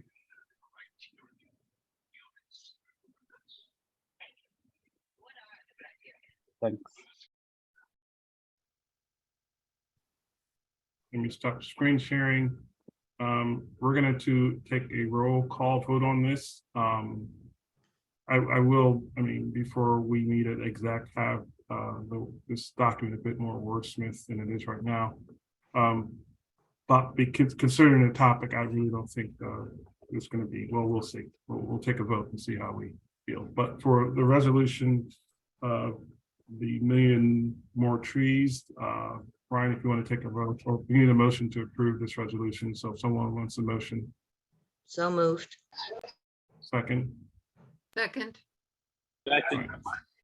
Thank you. Brian, take a roll call vote. Trevor Holland, Yes. Kay Webster, Yes. Ryan Gillum, yes. David Adams, Yes. Huron Altman, Yes. Carlin Chan, Yes. Catherine Freed, Yes. Valentina Jones, Val, Yes, I'm sorry. right. Robin Chattel, Daniel Tano, Present not voting. I work for the Parks Department. Josephine Velez, Yes. Troy Velez. Yes. All right. Thank you. And thank you, Emily. If you could send that information to us, we'll get it out to people as soon as we can. And Thank you for having me. All right. Thank you. You. Next up, it will be our last two agenda items, which is the ESCR and the BMCR update. Desiree, I don't know how you want to order it, if you want to do the BMCR first or ESCR first, if you could tell me that, because we do have someone who wants to speak. I would recommend BMCR update first, but it's up to you. Sure, I could do that. Just give me a minute to switch I had ESCR queued up first. So just give me 1 second. Only because that's a bit shorter, I would imagine. Yes, it is significantly shorter. Okay, hold on 1 second. And Val, I'll put you, as soon as she finishes BMCR, I'll put you right before ESCR. Okay, good. Thank you. Okay, sharing. Oh, I have host disabled participant screen sharing. Do that.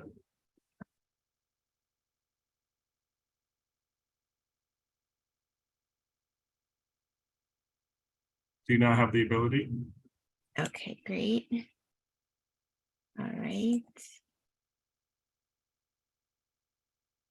Okay, you can see my screen? Yes, you can.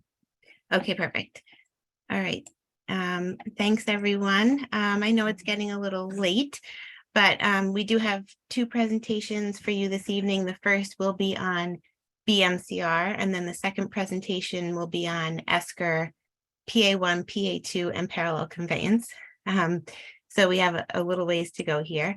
Once again, my name is Desiree Gazzo. I am community engagement for the DDC Coastal Resiliency projects, now that there are more of them. I'm joined here tonight by colleagues from DDC, and I think a couple of other agencies might be on the phone as well. We have a few slides for BMCR, and then we have a little bit longer presentation for ESCR. So we'll jump right into BMCR first. So The highlights, we'll just quickly go over the project area and flood protection for BMCR, project status, construction updates, community resources, and what we've heard. So for BMCR, this is the kind of overall flood protection for the project. There are a series of flip-up gates, roller gates, fixed structures, and the interceptor gatehouse. And then the blue line is the floodplain. I think many of you have seen this before, but we did want to put it in the beginning since this is the first time the construction team is actually presenting. In the past, it's been EDC with the design team. So for project status, we have project details, current activities, and upcoming activities. The project details, the PMCM is Jacob's GPI JV. I am still with the HNTB Lero team for community engagement, again, to keep that consistent with all the resiliency projects. John P. Picone is the contractor, and NTP was issued in October of 22. And the construction is set to begin here very soon, so early 2023, and continue through 2026. So the current activities which are happening now are the pre-construction survey. There's some site mobilization, and there will be a field office. And then kind of behind the scenes, the contractor is working with the PMCM and DDC to finalize the construction schedule, how the work will be sequenced. They're also working on approval of submittals and et cetera, many of the things that we've spoken about for both of the ESCR projects. And then there is on-site signage that's being installed. And then upcoming activities will include installation of traffic control devices, temporary construction fence installation once they start fencing off the work areas, which again, we're all used to from Eastside Coastal Resiliency. There will be a temporary greenway alignment shift, which we'll talk about in a couple of slides. And then they'll get into the site preparation and exploratory test pit work. Again, the test pits are really important for these projects in New York City because they use the test pits to identify and locate the utilities underground. So everybody is very aware that Manhattan is full of underground utilities. So that the test pit work that they're going to do here in the beginning of the project is really important to identify those utilities before they start any of the major construction work and excavation. So this was the construction advisory that was issued in December. That mobilization was beginning for the BMCR project, again, starting just, January 9th. So these are some photos of, again, the open area, the area that's still open, and then where the contractor has started placing fencing and mobilizing. You'll see in a couple of slides, the advisory is on the BMCR website, and we'll have a link to that in just a bit. So this is the East River Greenway, which is the shared path shift that is anticipated to happen. We will issue a separate advisory for that. That should go out tomorrow. So as you can see over here by Catherine Slip, the contractor has fenced out this area over here, or has started to, for the yard area for the construction project. And the light blue here is the existing greenway, which I'm sure folks that are in the area are very familiar with. This greenway is under coordination still with the agencies, EDC and DOT, that manage the area of the Esplanade, but it is expected to have a shift closer to the water to allow the construction to happen in the area closer to the South Street, and then it will shift to about Pier 35 and then pop back up to its location along South Street.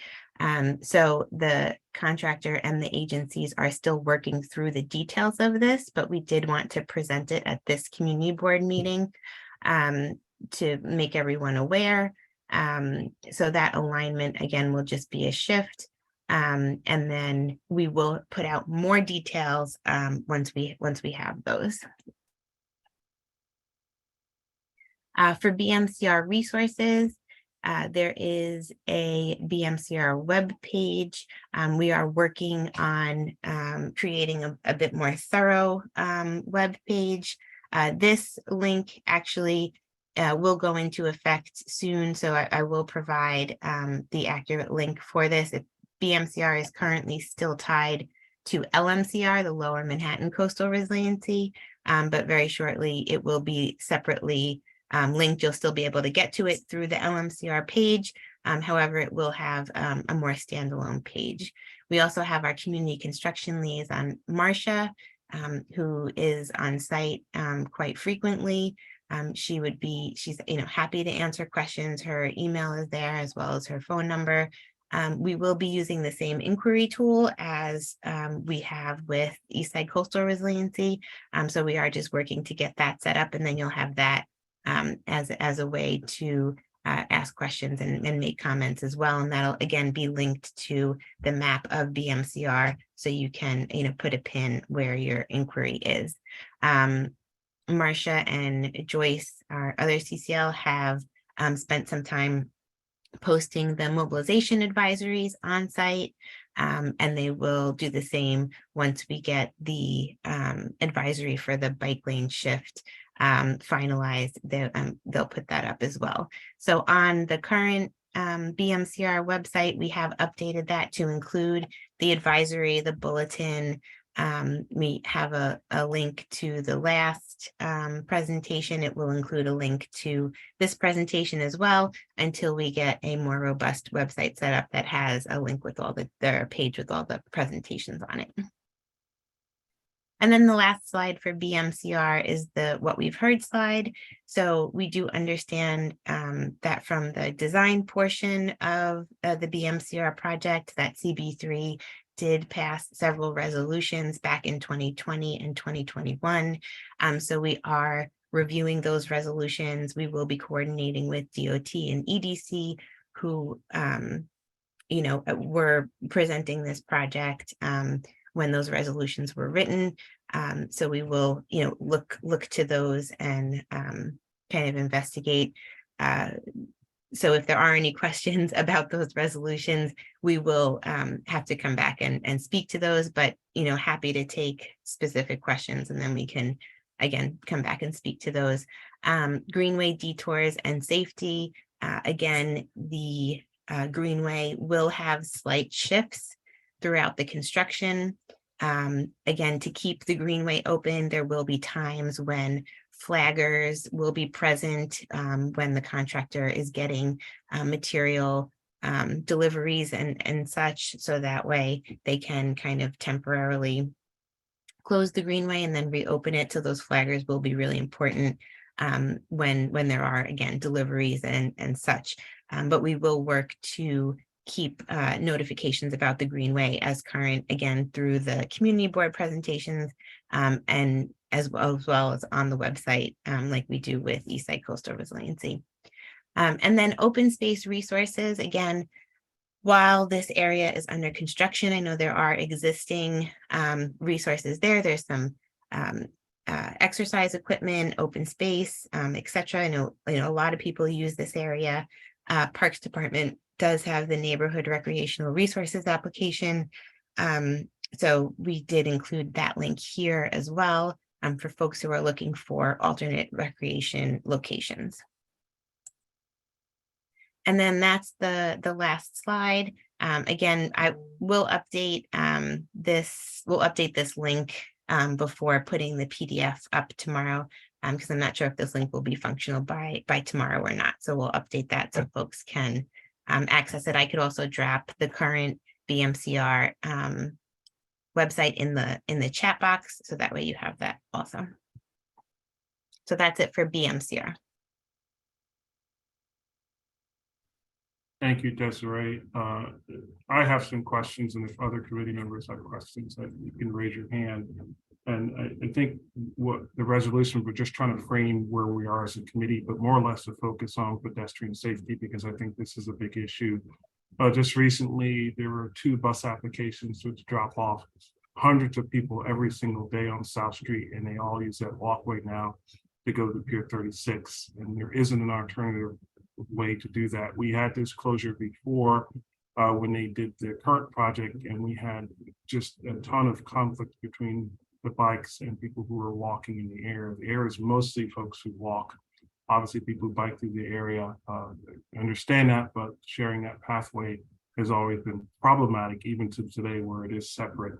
So I think we really need to examine how we're going to manage folks who want to walk across the water. I mean, along the water, most of them are elderly and live in the neighborhood with folks who want to go pretty fast along that bikeway. The other thing is, a community member raised the issue of the bike lane that's still along South Street before it cuts into the walkway, because there is no barrier to protect anyone, because you have people and bikes walking in the area. Someone put cones up before just to try to provide some visual barrier for drivers, but there isn't a visual barrier for anyone who's driving along South Street, because you have children, people basically walking in the street, sharing a path with bikes. So if we could examine that particular area and think of a safer way. And someone suggested just put up bollards. I mean, that's a visual deterrent, and it isn't that expensive, and they shouldn't get run over and have to be replaced, because it's just separating the bike and pedestrian pathway from the people. What we hope to see on your future slides is how you're going to sequence this work. As you mentioned, a lot of people use the area. You said that they can continue to use the exercise equipment, but I imagine at some point, some of the exercise equipment is going to be closed or gone, and some is not. So the community really needs to understand what the sequence will look like. I think I'll stop right there, because I want to make sure you answer that and go to other people. Go ahead, Desiree. Yes, so as far as the existing greenway, I think we will, try to coordinate with DOT on items like bollards and separation. And then in realigning the greenway, that's also done with DOT as well. So we will kind of look to some input from them, but we have heard that as a concern from others as well. So we have mentioned that, and we will take that back again to make sure that that's a priority. As far as the sequencing of the work, we are, that is one of the things that the team is working on, and we will look to have that at a future presentation as well. Thank you. And just one note, and this concerns BMCR now, where it used to really be concerning for ESCR, is that, and this is probably the last time I'm going to mention it, because I really don't seem to have, we really don't seem to get any traction for DOT, and I feel like I'm just spinning a wheel with the advocacy for the Allen Street bike lane, which is horrible. They repaved it, and it's actually worse than it was before they paved it. So there are a number of areas that are just full of water that ice over, and they force people to go on the street. I don't understand why there isn't that advocacy group talking about this particular area, but it is horrible. And we're telling people to use this alternative greenway, and DOT said they were going to fix it. If you remember, months ago, or maybe even a year ago, they paved over it and they didn't really fix it, and now it's worse than it was before. So if we could focus on that, and keep in mind that what I'm talking about mainly, even with the resos in my discussion, is number one, pedestrian safety, because I think those are the folks most vulnerable, and then bike safety, and then avoiding conflicts. So that's the main concern. Okay.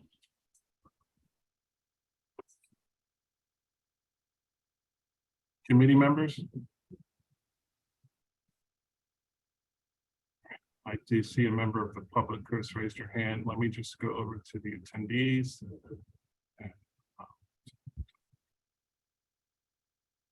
Go ahead, Christina. Oh, hi. Thanks for the updates, Desiree. I just have one question, or I guess rather a request. I just noticed like rather recently that you guys are sort of like adding on the updates to the BMCR to the emails about the ESCR. And I'm wondering if they could be separated because it gets kind of lost. And, you know, I live closer, you know, I live in Knickerbocker Village and I'm closer to, you know, the BMCR and not the ESCR. So it would be great if I could like differentiate, you know, what the updates are between the two projects. And I can read the one that's more, you know, pertinent to me. If that would be possible, that would be great. Yeah, Christina, that's a great, thank you so much for sharing that with us. We've been having kind of internal conversations of the best way to communicate BMCR and whether that is with the ESCR projects or separate. There's the thought that it is the GDC resilience and it should be communicated together. We have been putting it out with the ESCR, at least for now at this point, since that stakeholder list is so established. So I think we might continue that for a bit, but we are hoping that once we get the inquiry tool up, which also manages the mass emails as well that go out, that once we build that stakeholder list a bit more, then it might make more sense to, have them separate so folks could tune into BMCR or ESCR, or at least they come in separate, separate emails through, through their inboxes, and they could pick which one they want to focus on. So thank you so much for bringing that up here. And if anyone else has any thoughts on that, we'd love to hear it as well. But I think that is something we might aim to do in the future once we get that stakeholder list built up a little bit more. Okay. Yeah, I'd also suggest the same. DDC did have a stakeholder list. I don't know if it's up to date. And I think what happens, because I even missed it, is when people get the ESCR update, they're not even reading through it because the BMCR is at the bottom of it and they're not even catching it. So they don't even know there was a BMCR update. They just saw ESCR and they may not even pay attention to it. So if we could, it may not be big, but if we could, you can just make it bigger by establishing something and then getting that email out to the BMCR folks who live in that particular area.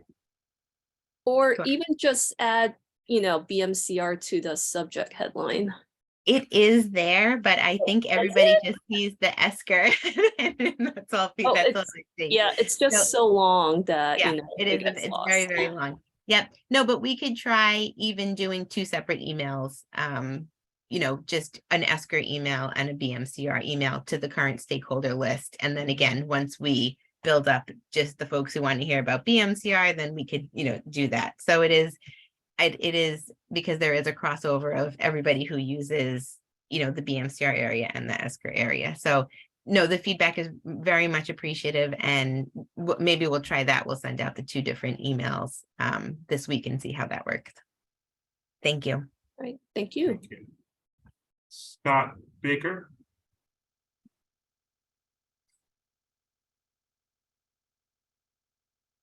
Thank you for the presentation. I just wanted to confirm that the Piers 35, 36, and now the glorious new Pier 42 will remain open throughout this process, particularly Pier 42, since we're going to lose the older exercise area under the FDR at some point. And 42 now has a great exercise area. So, and also the temporary walkway bridge, how long will that be going to Corlears Hook Park, and when will that be replaced, if you know? Yeah, so thanks, Scott. If it's okay, I could address the Corlears Hook Park Bridge in the ESCR presentation. Essentially, as soon as the, when the Corlears Hook Park, the new bridge is up, then, and the adjacent Corlears Hook Park and East Side Coast and East River Park areas are fully open, then the temporary bridge will come down, because then the Corlears Hook Bridge will be functional. But I have a timeline in the ESCR presentation, so I could point that out when we get there. And then the other piers, I don't believe they will be affected by this project.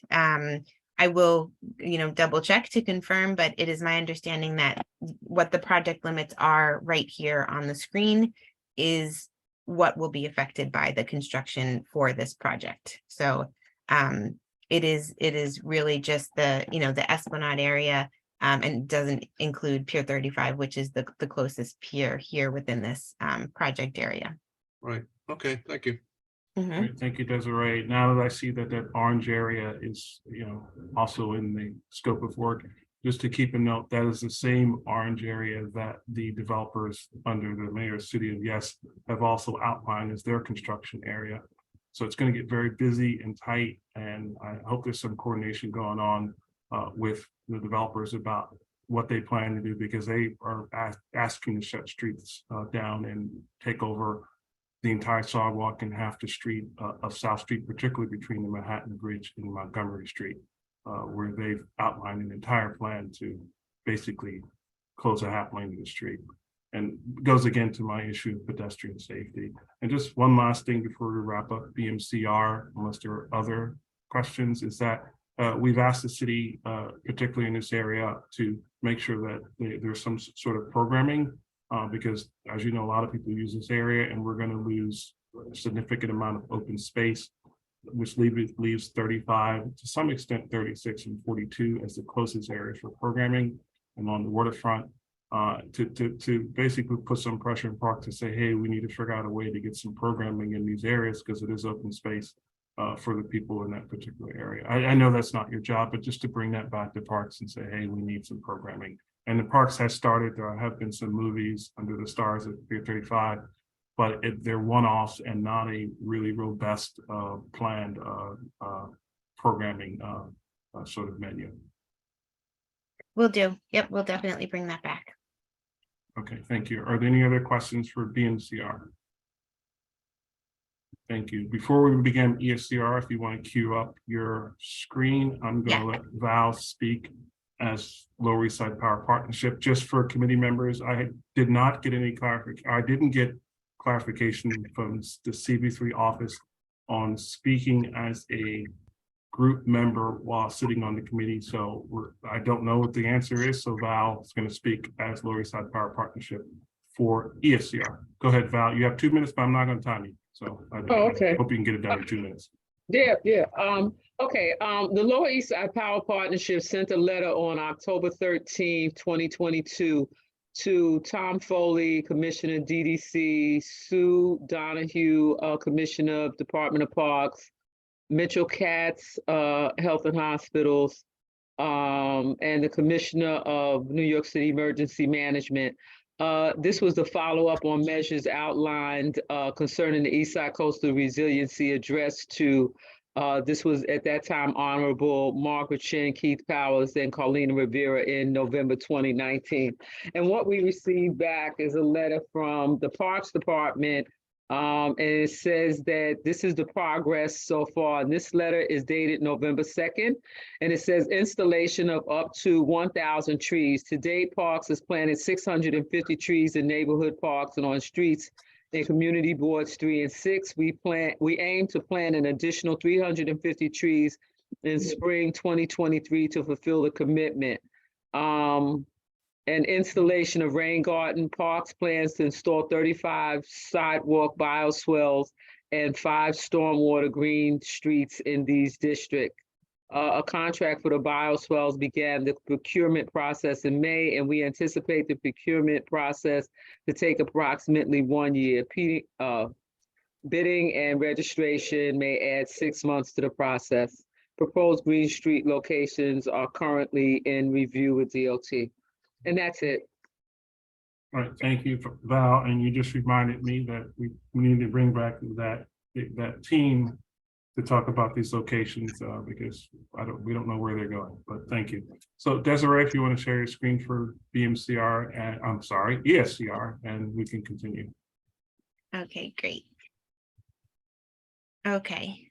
All right, so screen should be shared. Okay, so once again, I am Desiree Gazzo. I'm here with HNTB Luro, which is the PMCM Program Management Construction Management Group for the East Side Coastal Resiliency Project. I am joined here with colleagues from the PMCM and DDC and other city agencies to present on the East Side Coastal Resiliency. I just wanted to start off, and again, I was going to do East Side Coastal Resiliency first and then BMCR. So my Happy New Year message is here. And I just wanted to say I personally have been presenting since July of 2020 to you and CB3. And again, I know a lot is happening and is going to continue to happen, but I did just want to extend a Happy New Year to everybody on the board and in here with us tonight. So the rest of the highlights for tonight would be the overview of the contracts. We will do PA1, PA2, and parallel conveyance. And then we'll just have a quick wrap up of community impacts and resources. Okay, so let me just go to the next slide.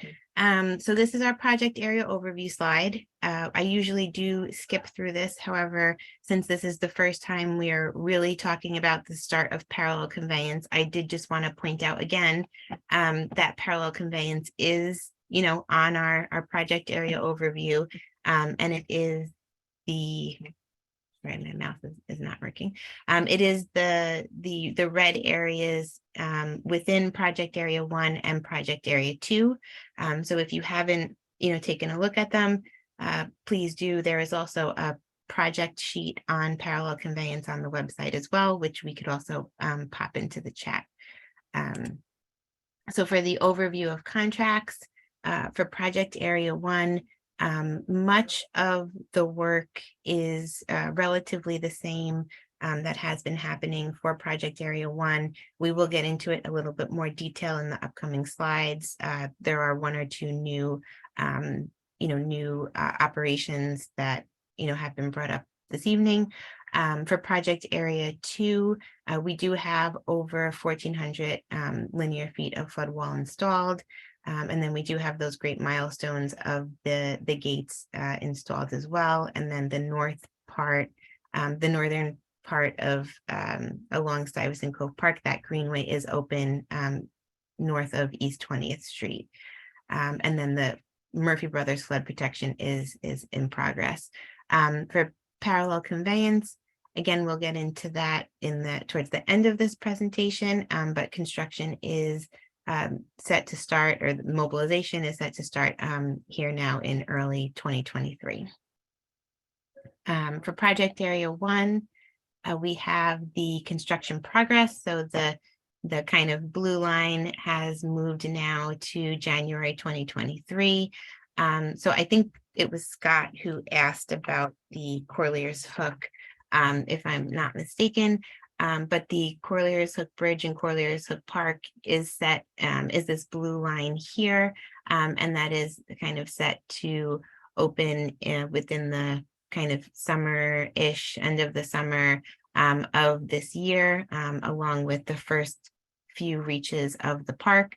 The timeline is linked here, and then the construction approach that is on the website, that is also kind of gives you, it's like a little flip book of the park as the areas open summer by summer. So that is helpful as well, because you can't quite see everything in this timeline, but this is kind of showing that we are making progress on several of the areas in what we're calling phase 1, which is the part that is currently closed of the park.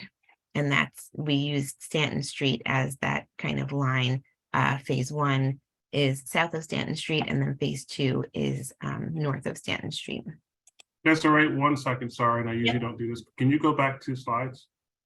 2 slides? Oh, keep going. Sorry. Keep going back. Right here. Someone asked what does the blue mean? Oh, those are just highlights. Okay. So for project area 1, the soil stabilization work, which I'll get into in a little bit, that work has been completed for phase 1. Okay. So it's just something that the team is really proud of. The linear feet of flood wall installed, the opening of Vassar Levy Playground. It's just Okay, just, they're not necessarily milestones, but just really important kind of completions that are showing the progress of the okay, construction. I got it. I just want to know what Yeah. the blue meant. And that's. Yep. Sorry for the confusion. Um, okay, so let's see. Okay, so we have early 2023 construction activities. Again, much of the work is relatively the same. The esplanade removal and activities along the waterfront are still progressing. The deep sewer activities and pile install, we have some pretty amazing photos of those that are coming up within the presentation. As I just mentioned, the soil stabilization work that was happening along the kind of this portion of the park, that for phase 1, that work has completed, which is, you know, a pretty great accomplishment. For Delancey Street Bridge and Corlier's Hook Bridge, the utility and abutment construction is underway, and we have a few photos to show.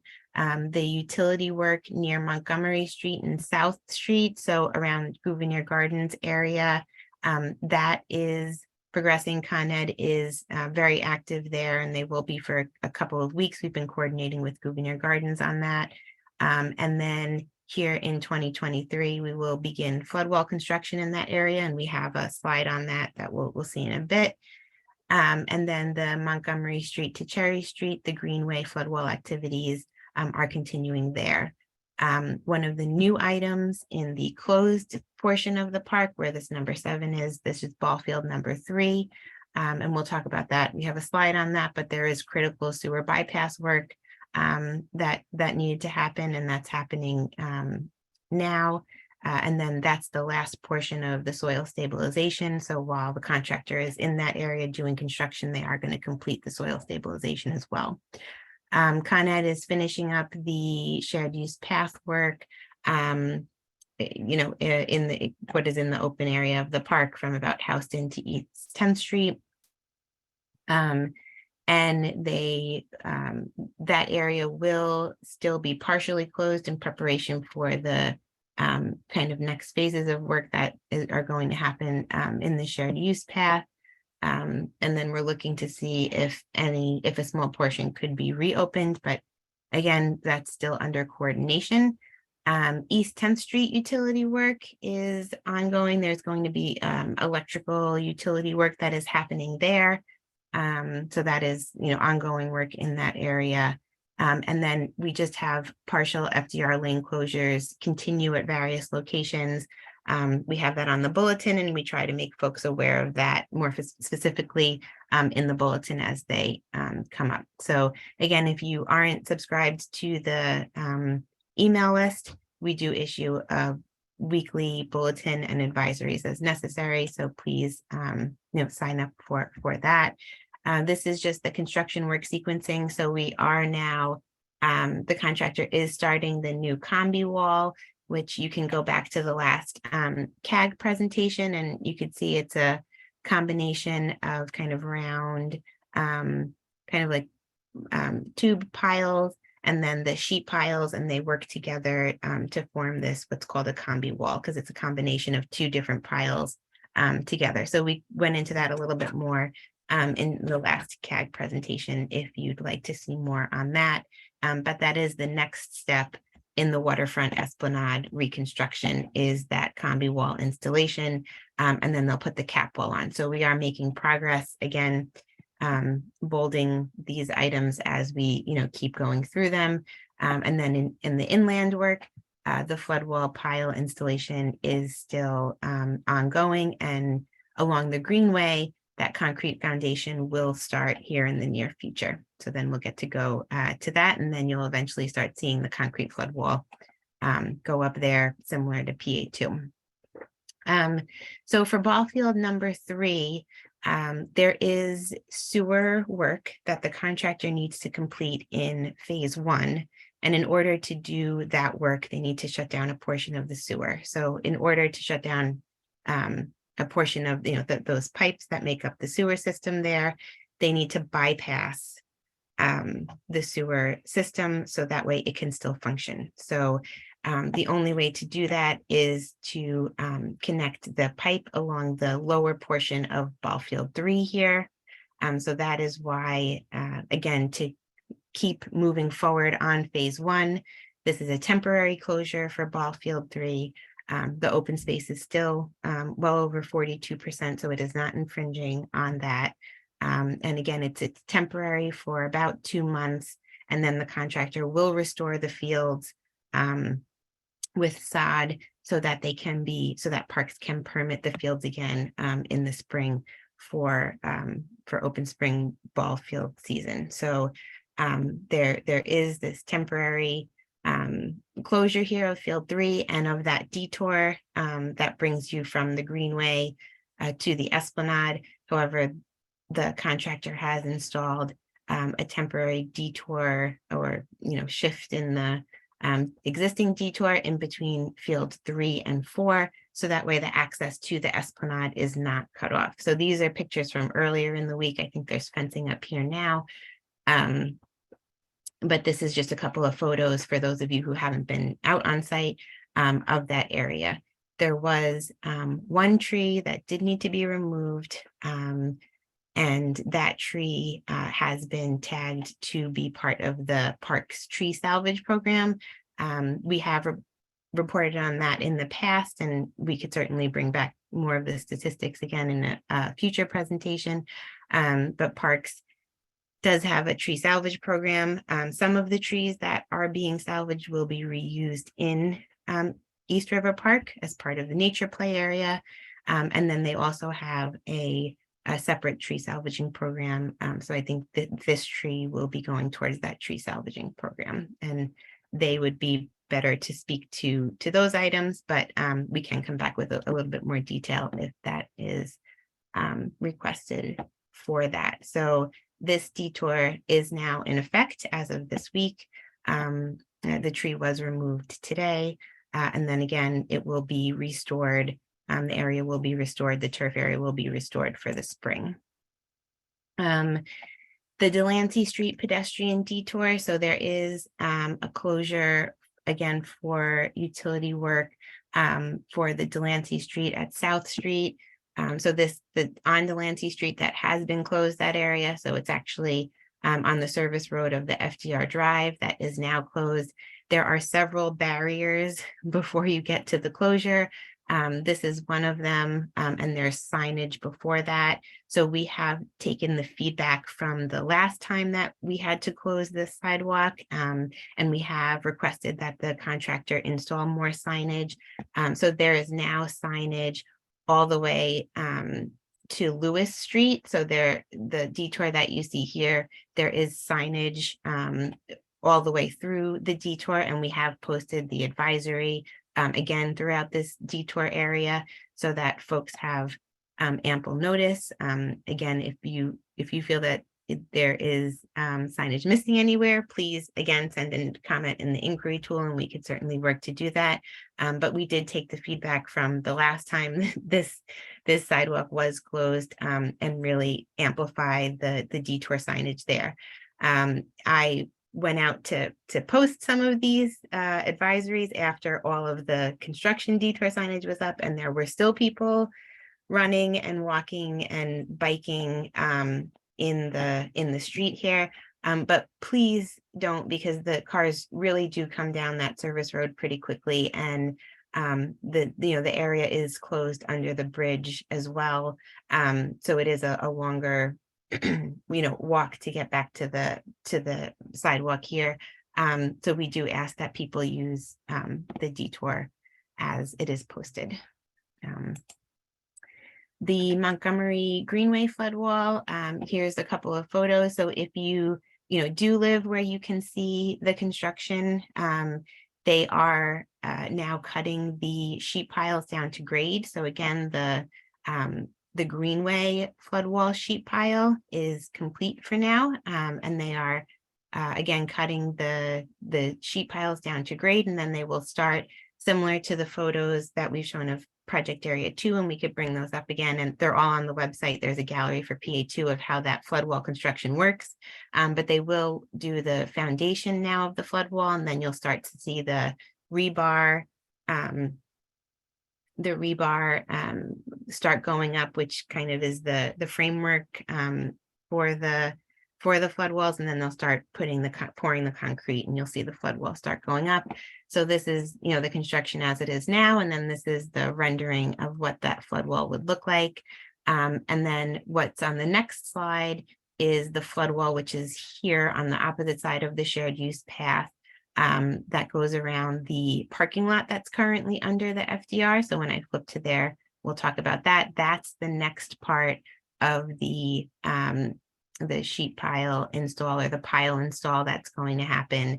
Again, this part along the greenway is complete, and now the contractor will move to under that parking, under the FDR into that parking lot area.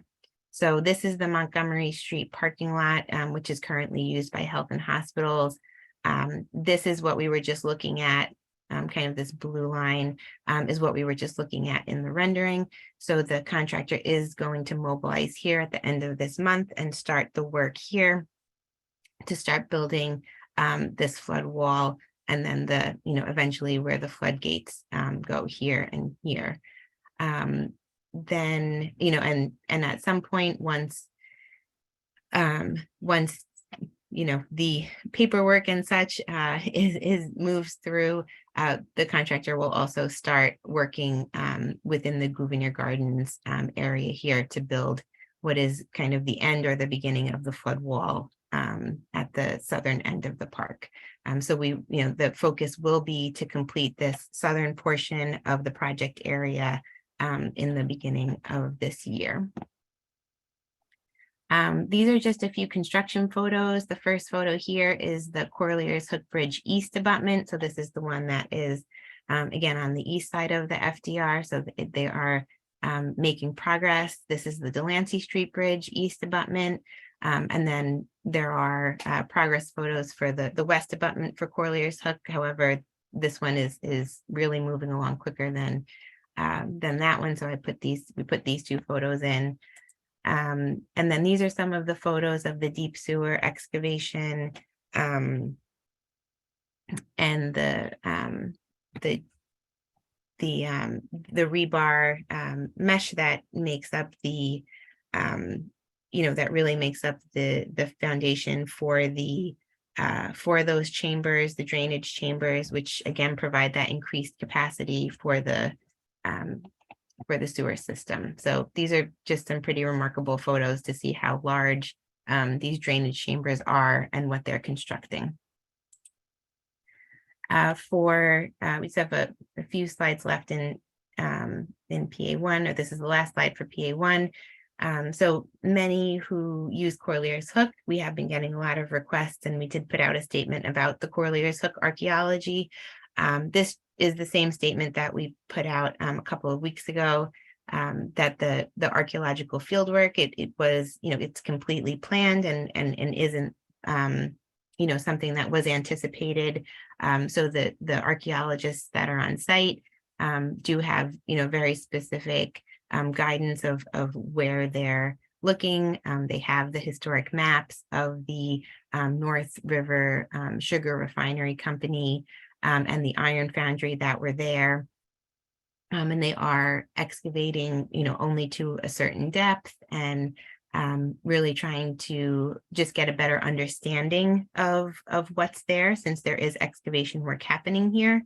They're not really looking to, you know, potentially find anything new, however, just document what and confirm what the maps say. So they have been finding, again, the foundations of those kind of operations, and then there were several like residential buildings there as well. So they have been finding the foundations of those. Kind of the items that aren't necessarily on the map are like the cisterns that they're finding, which were once used for water collection, and some you know, smaller things. To date, nothing of significance has been discovered. There have been small pieces of plate, etc. But the area was filled in with landfill materials when they built Corlears Hook Park. So it's hard to identify if those, fragments were native to the site or, brought in with the landfill, with the fill material that was brought in to fill the site for the Corlears Hook Park. Soils are being tested for traces of Native American artifacts in coordination with historic preservation offices. And they are undergoing baseline testing for on-site reuse or off-site soil disposal. And again, to date, no hazardous soils have been identified there. And all the work is happening, is coordinated with SHPO, THPO, LPC, and New York City Parks. So, these are just some photos here, and we will look to post more photos from the archaeology on the website as well, so that folks can really see what's been uncovered.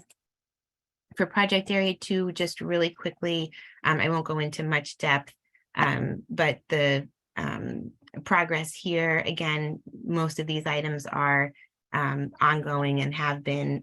The flood wall construction is the main focus for Project Area 2. Again, it has been completed in Asser-Levy Park and significantly completed between Asser-Levy and Sty Cove Park.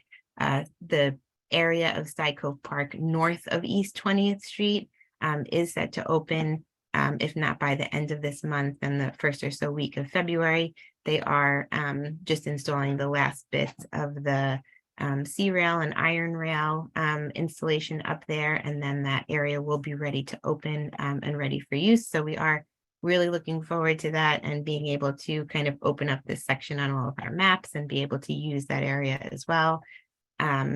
These are some photos from December. Again, this is the new C-rail here. That was I think the temporary C-rail up here. But it's, again, looking really nice with the curving seat walls. The tables are still there, and then all the new plantings. And then you could see the greenway, the flood wall here, and then the greenway is open on the other side, north of 20th. These are just some installation of the sheet piles from Murphy Brothers Playground. This is the existing greenway access, so there is access still into Project Area 1. And I think it becomes relevant once this area of the park north of East 20th Street is opened. They will again start shifting further down in the southern part and start working on the gate construction that needs to happen down here, which will close off the link between Project Area 1 and Project Area 2. So we have been mentioning this for quite a while now, but now that we're in the new year and that northern part is set to open, this will become a reality here in the next month or so. And again, there will be an advisory for when that is expected to happen. But I think that is the main purpose of bringing up Project Area 2, here at CB3. Just to kind of reiterate that link between the Project Area 1 and Project Area 2 will need to close down, and for safety reasons, because there aren't any outlets in that area where that kind of pinch point is. For parallel conveyance, we just have a couple of slides and then we're almost done. I appreciate everybody bearing with us here. For parallel conveyance, the project status, we have STV Incorporated as the construction management team. NYCC JPL JV is the contractor. The timeline, similar to BMCR, construction to begin, early this year and continue through 2026. So right now, everything is scheduled to be completed in 2026, PA1, PA2, PC, and BMCR. Current activities, the internal submittal review activities are ongoing and preparation for mobilization. Upcoming activities, again, very similar to BMCR and what was happening at the beginning of ESCR, the site survey, test pits and mobilization, staging and equipment areas, site preparation and removal of site furnishings, and then the utility work will happen. So I know the biggest question with parallel conveyance has been where are we going to start? What does that look like? So as of right now, the information that we have is that the work will start in the southern end of the project area. Again, it is split between project area 1 and project area 2. The parallel conveyance, the contractor will begin in the southern portion. So there are 3 little sections here, 1 larger section and then 2 littler, smaller sections around the Williamsburg Bridge. As we have a better understanding of exactly where and when the contractor will start. Again, there's still the test pit process, which, you know, it won't close off any areas. There might be some temporary sidewalk closure areas as they're doing the test pits, but once they get through the test pit area, that will also help inform where construction will start as well. So again, the construction activities will begin in the southern portion. This is just a rendering of the Southgate building at Corlears Park, which is right over here. Again, the tide gate chambers and buildings are those areas listed or rendered rather in this yellow gold color. So again, we will come back with more specific information once we have that. So tomorrow we will be issuing an advisory about the mobilization beginning for the parallel conveyance. This is the draft advisory, but it will essentially say that starting on or about, you know, the week of January 23rd, so the end of this month, there will be some mobilization of the contractor. And again, you know, there might be some temporary street and sidewalk closures to accommodate the construction crews, but we will look to provide more information as that is determined. And then all of the advisories and bulletins will be posted on the ESCR website. There will be a new tab for parallel conveyance. Community impacts and resources. We did review the typical community impacts at the last CB3 meeting, so I won't go through that again, but it is here if you need it. And then for the community resources, again, we do have the Eastside Coastal Resiliency website, which is where parallel conveyance will be, as well as PA1 and PA2. We have 4 community construction liaisons now on ESCR. We have Sonia and Joyce for PA1. Joyce really does help out with all of the projects. So Sonia is really our main community construction liaison for PA1. Joyce kind of helps out with all of the projects. We have Nadine for PA2 and then Tanya for parallel conveyance, who I believe we introduced at the last meeting. We have the inquiry tool, which can also be used for parallel conveyance as well. And we're looking to get those specific areas outlined in the ESCR map. And then we'll be at the CB3 Parks meeting, and there will be on-site signage as well for parallel conveyance. If you haven't seen, this is the community notification board at Houston Street. We are doing kind of a trial to see how it holds up. So it isn't anything gorgeously beautiful, but it has all of the information. Our CCLs update the bulletin weekly as well as the advisories. And I was out there the other day and speaking to a few folks while I was out there updating some things. And there was a request for renderings of what the park will look like, or at least the map of where the amenities will be in the new park. So we are looking to post those up there as well. We did have the construction fencing, the decorative construction fencing, which did have a lot of that information, but that got vandalized. So we will try and put up smaller renderings and things, and hopefully we can keep this board maintained, and it's easier to remove things and replace things on a smaller scale than the decorative construction fencing. Again, this is our closing slide.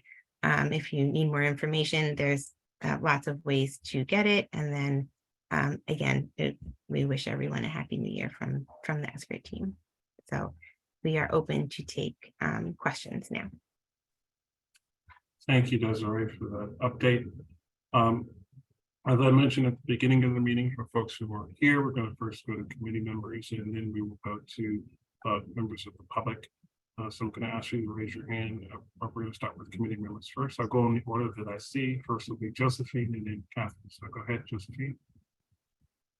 Hi, Desiree. I believe I mentioned this last month regarding the noise that begins from that area by South Street and Montgomery. They start before 7 in the morning. And I know we mentioned that last time and they're still doing it. Is there any way you can tell them that, you know, I mean, we have a lot of construction going on in our neighborhood. So much going on here. Is there some way you could tell them to, you know, do it at a decent hour, maybe 8 o'clock? Thanks, Josephine. I will take that back. I know they are allowed to start work at 7 a.m. So I believe that's when they have been starting work. I think before the last time we presented, they did have that morning where they started at 6. I will take it back. As far as I know, they've been, you know, again, as far as I'm aware, we haven't received any other complaints on the inquiry tool or through the CCLs either. You know, really that's the best way for us to be able to address it kind of when it's happening, is if you make that call or you send that email, again, kind of as it's happening. So that way we can pinpoint exactly where it is, who it is, etc. But I will definitely bring that back and see you know, if there have been any other complaints. I don't believe there have been because we, you know, talk all the time. So again, if there is a morning that you wake up and there's noise, please reach out to our CCLs or send an email so that way we could address it there, but I will certainly bring it back. Okay, thank you. Catherine? Yeah. Hi, Desiree. Happy New Year. I like your hair. Thank you. Question. And you probably heard this if you were here when people were asking before in the earlier section, we were talking about the trees for New York or whatever, that people were very upset about some of the trees that were cut this morning, including a number of 80-year-old trees. And was that part of the parallel conveyance? Because I don't think anyone expected that. And can you tell me what it was part of? And is there any way to work around these old trees? Sure. So only one tree was removed this morning, and that was part of the that critical bypass that I explained earlier. So the tree was here at ball field number 3, so that had to be removed. As part of the design, which I was not a part of, that was many community board meetings ago. You know, we are taking down all of the trees in East River Park. That is part of the plan. You know, as it is a phased construction, we are taking down, or the contractor is taking them down only as they need to. They're trying to keep up as many trees as possible until they absolutely need to, which is why, again, that one tree was taken down and not, there are other trees in that area. Those are being preserved until they absolutely need to be taken down. So it's being coordinated with parks, with the forestry department, and they give us permission to take down trees as needed for the construction to move forward. Then maybe I'm confused because I thought they took some down again in Corlear's Hook. I don't believe so. I'm pretty aware of, you know, when that will happen. We did issue an advisory for this one back in December. As far as I know, this was the only recent tree that has been removed. Okay. I'm sorry if I'm confused. And then I was going to ask about the detour, the pedestrian detour around Lancy Street, because yeah, there are an awful lot of people that are still out walking in the streets, and they're there at night as well when it's badly lit. And it kind of looks like next to where the trucks are parked that there's actually a space that maybe they could carve out a pedestrian walkway, even if it was just like one for one person. Yeah, so I'm not sure. So here where the sidewalk is closed, we have spoken with DOT at the previous time this sidewalk was closed, and there is not enough room to maintain the FDR service road as safely as a driving lane and a pedestrian walkway. Under the bridge, under the Williamsburg Bridge, it opens up, and that is why the contractor that is there is able to have that small walkway there. But here on the FDR Drive Service Road, we did try to coordinate having a similar situation, but there is not enough room to have that. So that is why it's really important for people to follow that detour. I guess you need more signage and more blockage because they seem to be very persistent. When I was out there updating the advisories, there were people who literally read the advisory in front of me and then kept going. So unfortunately, I just don't know what we can do there. Okay, thank you. You're welcome. Oh, New York City. Yeah. No, I know. Are there any other committee members that have questions? So keep in mind, we're dealing with the updates to our, as we're doing at all community board meetings, we're dealing with updates. So now I'm going to go to, I see 3 people have raised their hands. I see 4. So we will go with these 4 since we're now at 9:10. I will not put up a timer unless I feel a need to. So folks, if you raise your hand, and I'll go in this order: Tommy, Naomi, Hallie, and Wendy.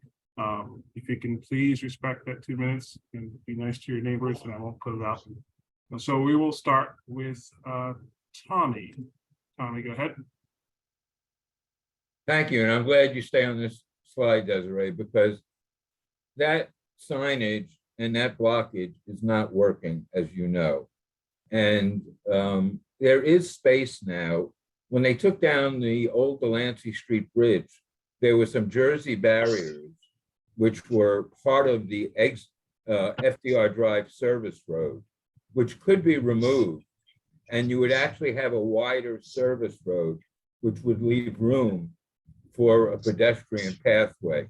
And by the way, the contractor was there on December 28th for 1 day, dug a little hole, didn't cover the hole up, and then the barriers are there. The contractor has not been back since December 28th, and people have been forced to walk on the road, hundreds of them, because the contractor has not put the barrier back or put a plate over the hole so he could move the barriers. I don't understand why. By the way, nobody is going to obey this 4-block basically detour. Everybody gets there and they look and they say, why, how can I possibly, we have elderly people with shopping carts. And by the way, it's the primary route for the residents of Baruch to get to the M22 bus. The M22 bus terminus is at Grand and the FDR Drive. So everybody uses that to go, the Baruch residents, to get to the M22, which is the only way to get downtown. So you have to come up with a better solution than this. And by the way, right now it's dark, it's desolate, there's no lighting on these barricades, and you expect people to obey the signage? It's not working. And somebody's going to get seriously hurt, and then we're going to have a problem. All right, thank you, Tommy. Desiree? Thanks, Tommy. I will bring all of that back to the team. Again, we did increase the signage that was there from the last time. We can try again to see if, there's another way of doing it. I don't think it's a full 4 blocks because these are very short blocks. I do understand that it is a convenience to do the detour, but the contractor is going to start the piling work for the new bridge there. They have to build back the Delancey Street Bridge, and unfortunately the piles and the columns go right there in the red area, or the pinkish area that is right here. So they did, they've been doing test pits in the area, and then they're going to start the construction work to be building back that bridge. And it's very unsafe to have people being that close to the construction of where that first kind of abutment or pile needs to go. I can certainly bring back the comment about the lighting.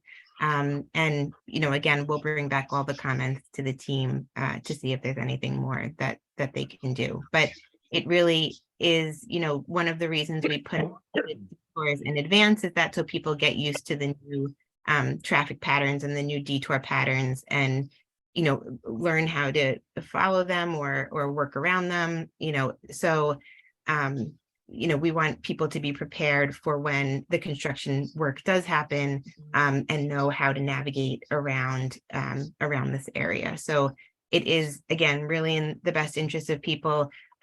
You know, many of the people who are disobeying it are runners and out for exercise. So if you are out for exercise, it wouldn't hurt to take a longer route to do that. I completely understand that there are you know, elderly people and other folks that it is a much more of an inconvenience. So we will definitely bring everything back to the team though. Right, thank you. Naomi and then Ali.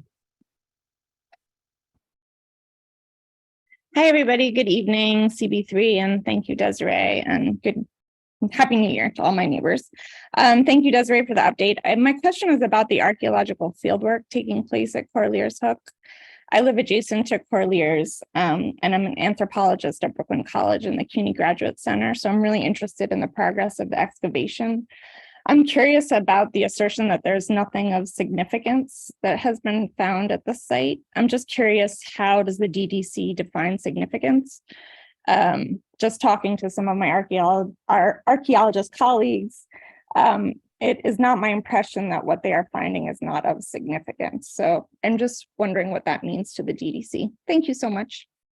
Yeah, you're welcome. I think I will have to go back. I have done some work with kind of historical things before. We have I don't know if it's a certified archaeologist, but an archaeologist who is doing the work there, who again is making that determination. So it's not the DDC necessarily who is making that determination. I can, if you put in an inquiry to the inquiry tool or email the CCLs, then we certainly can provide a little bit more information on what is culturally significant for this archaeological site compared to something that's not culturally significant. Again, a lot of what they're finding are items that have been expected to be found in that area, and are not, I guess, not abnormal, but we're not unexpected to be found there. So it was more of a just documenting what was there rather than expecting to find something necessarily brand new. So I don't have the specific answer for you on that, but I will get back to you on that. Thank you so much. Can I just ask one more follow-up? I'm just curious if they're going to put up a sign so that the public will know what's happening there. Yes, we definitely wanted to. Once we gathered some more of the photos and they do a little bit more of the excavation, we wanted to put together something so that folks know, what is going on and about the history of what was formerly at Corlears Hook Park. So yes, that is something that we wanted to do. All right, thank you. I'm going to go to Ali and then Wendy. Just give me 1 second. Ali, you should be able to speak. Okay, thank you, Trevor. And thank you for this informative presentation. I actually gonna watch this on YouTube when it's posted because I want to learn more about the parallel conveyance at this stage. So I have 2 questions. Hold on, I'm on. Okay, thank you. Sorry, my daughter just walked in. Okay, my first question. I would like to ask for the community liaisons to set up an information table or a storefront at the northern end of East River Park on Avenue C. I have made this request before and was told it would be considered, so I'm repeating my request here. And then secondly, does the Murphy Brothers playground construction or deconstruction at this point affect the Con Ed ball fields? And the reason why I'm asking is because I'm receiving notices for my children to sign up for softball at the Con Ed ball field for this spring. Thank you. Okay, so I'm gonna start with the second one, and then I'm gonna move to the first one. So the Murphy Brothers Playground, the Murphy Brothers Park is closed. And Parks has identified alternate locations for the spring baseball. So I am not sure why you're getting an email to sign up at the Murphy Brothers playground at the Con Ed ball fields over there, if those are the ones that are associated with Murphy Brothers Playground. And I think those are the only ones that are over there. So I will look into, we'll pass that along to Parks and see what that email is. I would imagine, yeah, you could also, I'm sure if there's a response, you could ask also, but that shouldn't be happening. So we will pass along that information to Parks. As far as the setting up an information booth within the park, over the summer, we did do several tabling events throughout the neighborhood.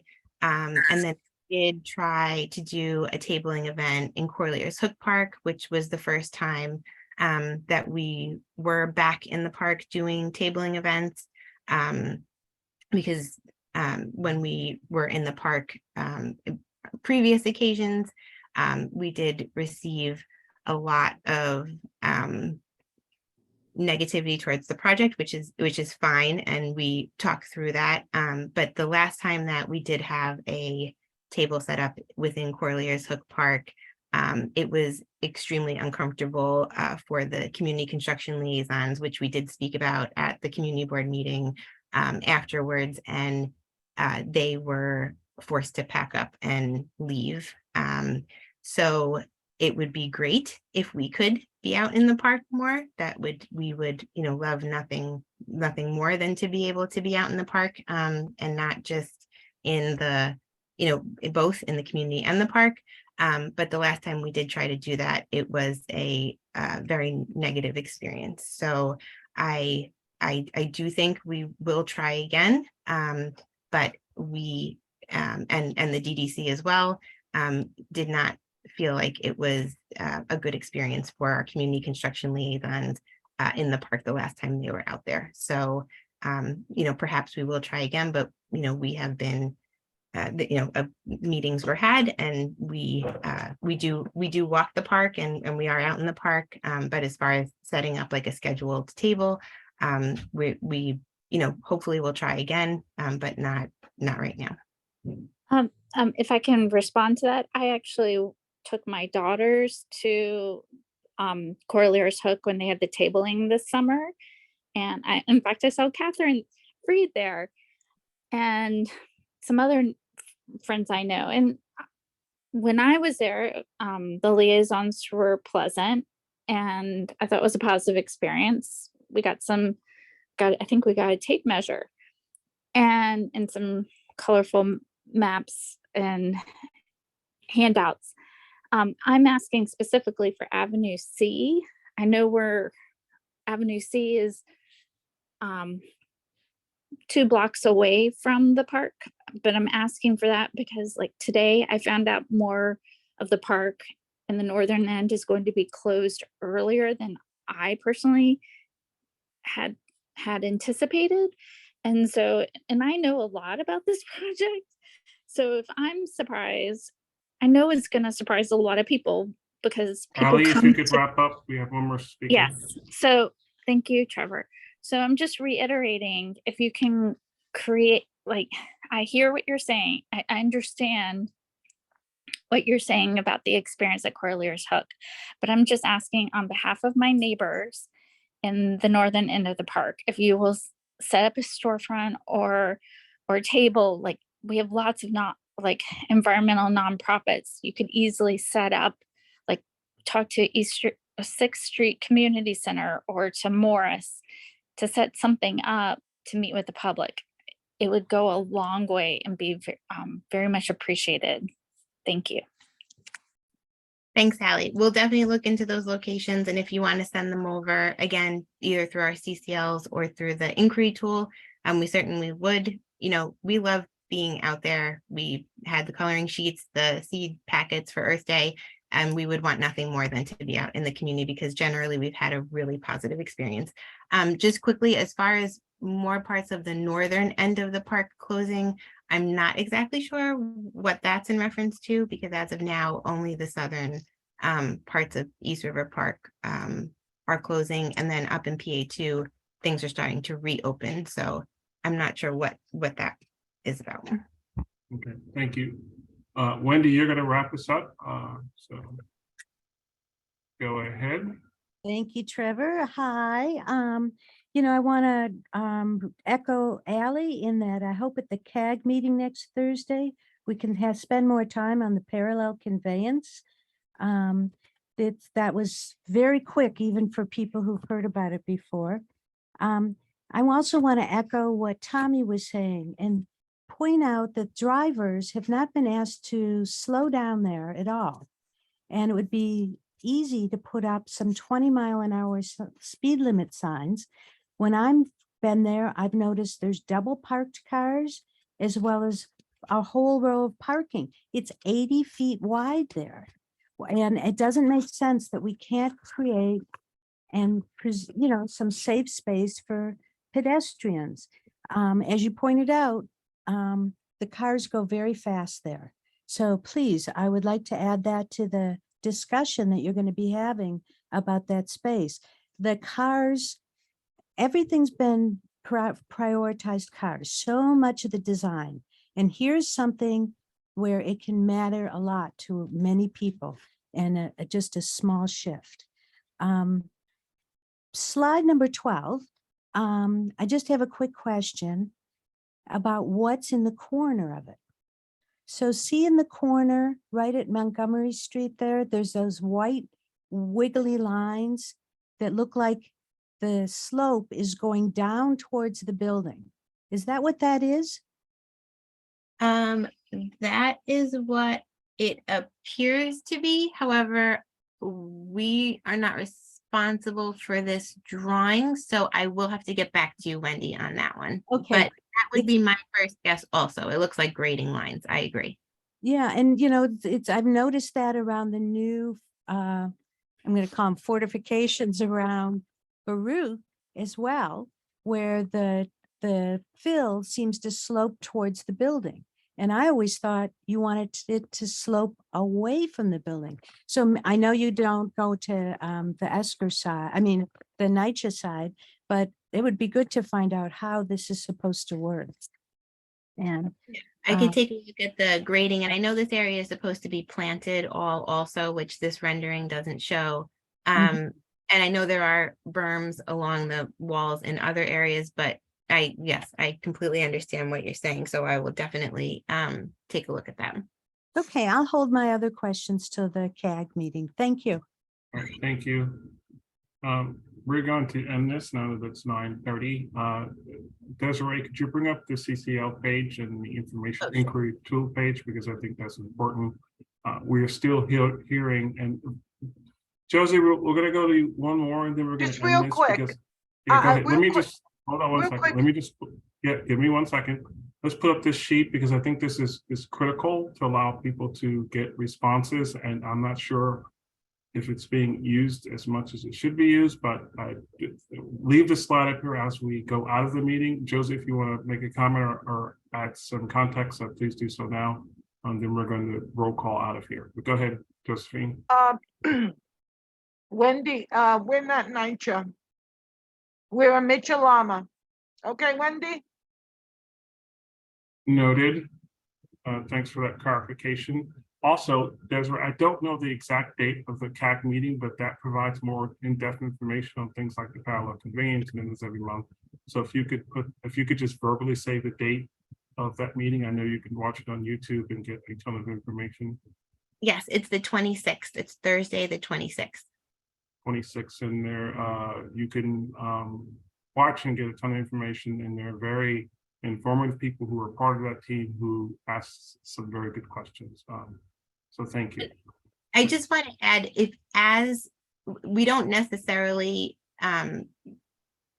save different things for the CAG meeting. Really, if we present as the information comes to us to present. So there are often times where we've presented more at Community Board 3 and less at the CAG meeting, but they do complement each other as far as updates, throughout the span of the project. So, we don't hold information just for the CAG meeting. If it's available for CB3, that's when we put it out. We try and give out the information as soon as we have it. Correct. And just to let people know, there's a wealth of information on the website regarding the phasing and the parallel conveyance, and videos on that are for folks who are just finding out about this particular portion. But thank you, Desiree. We'll talk about next steps after this meeting, but it is 9:30, another 3-hour meeting, which I really tried to avoid, but everyone got to be heard, so that's a good thing. So Ryan, thank you, Desiree. You can we'll leave it up until you can take it off. We're going to end the meeting. So Ryan, if you just want to go to a roll call vote to adjourn the meeting, Yep. it'd be appreciated. Trevor Holland, Yes.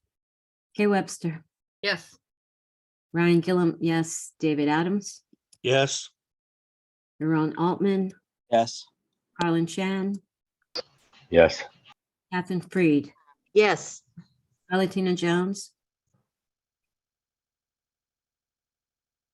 Val, Val. Robin Chattel, Daniel Tano, Yes. Josephine Perez, Yes. Troy Velez, Yes. Val, Last call, Val. She may be sleeping.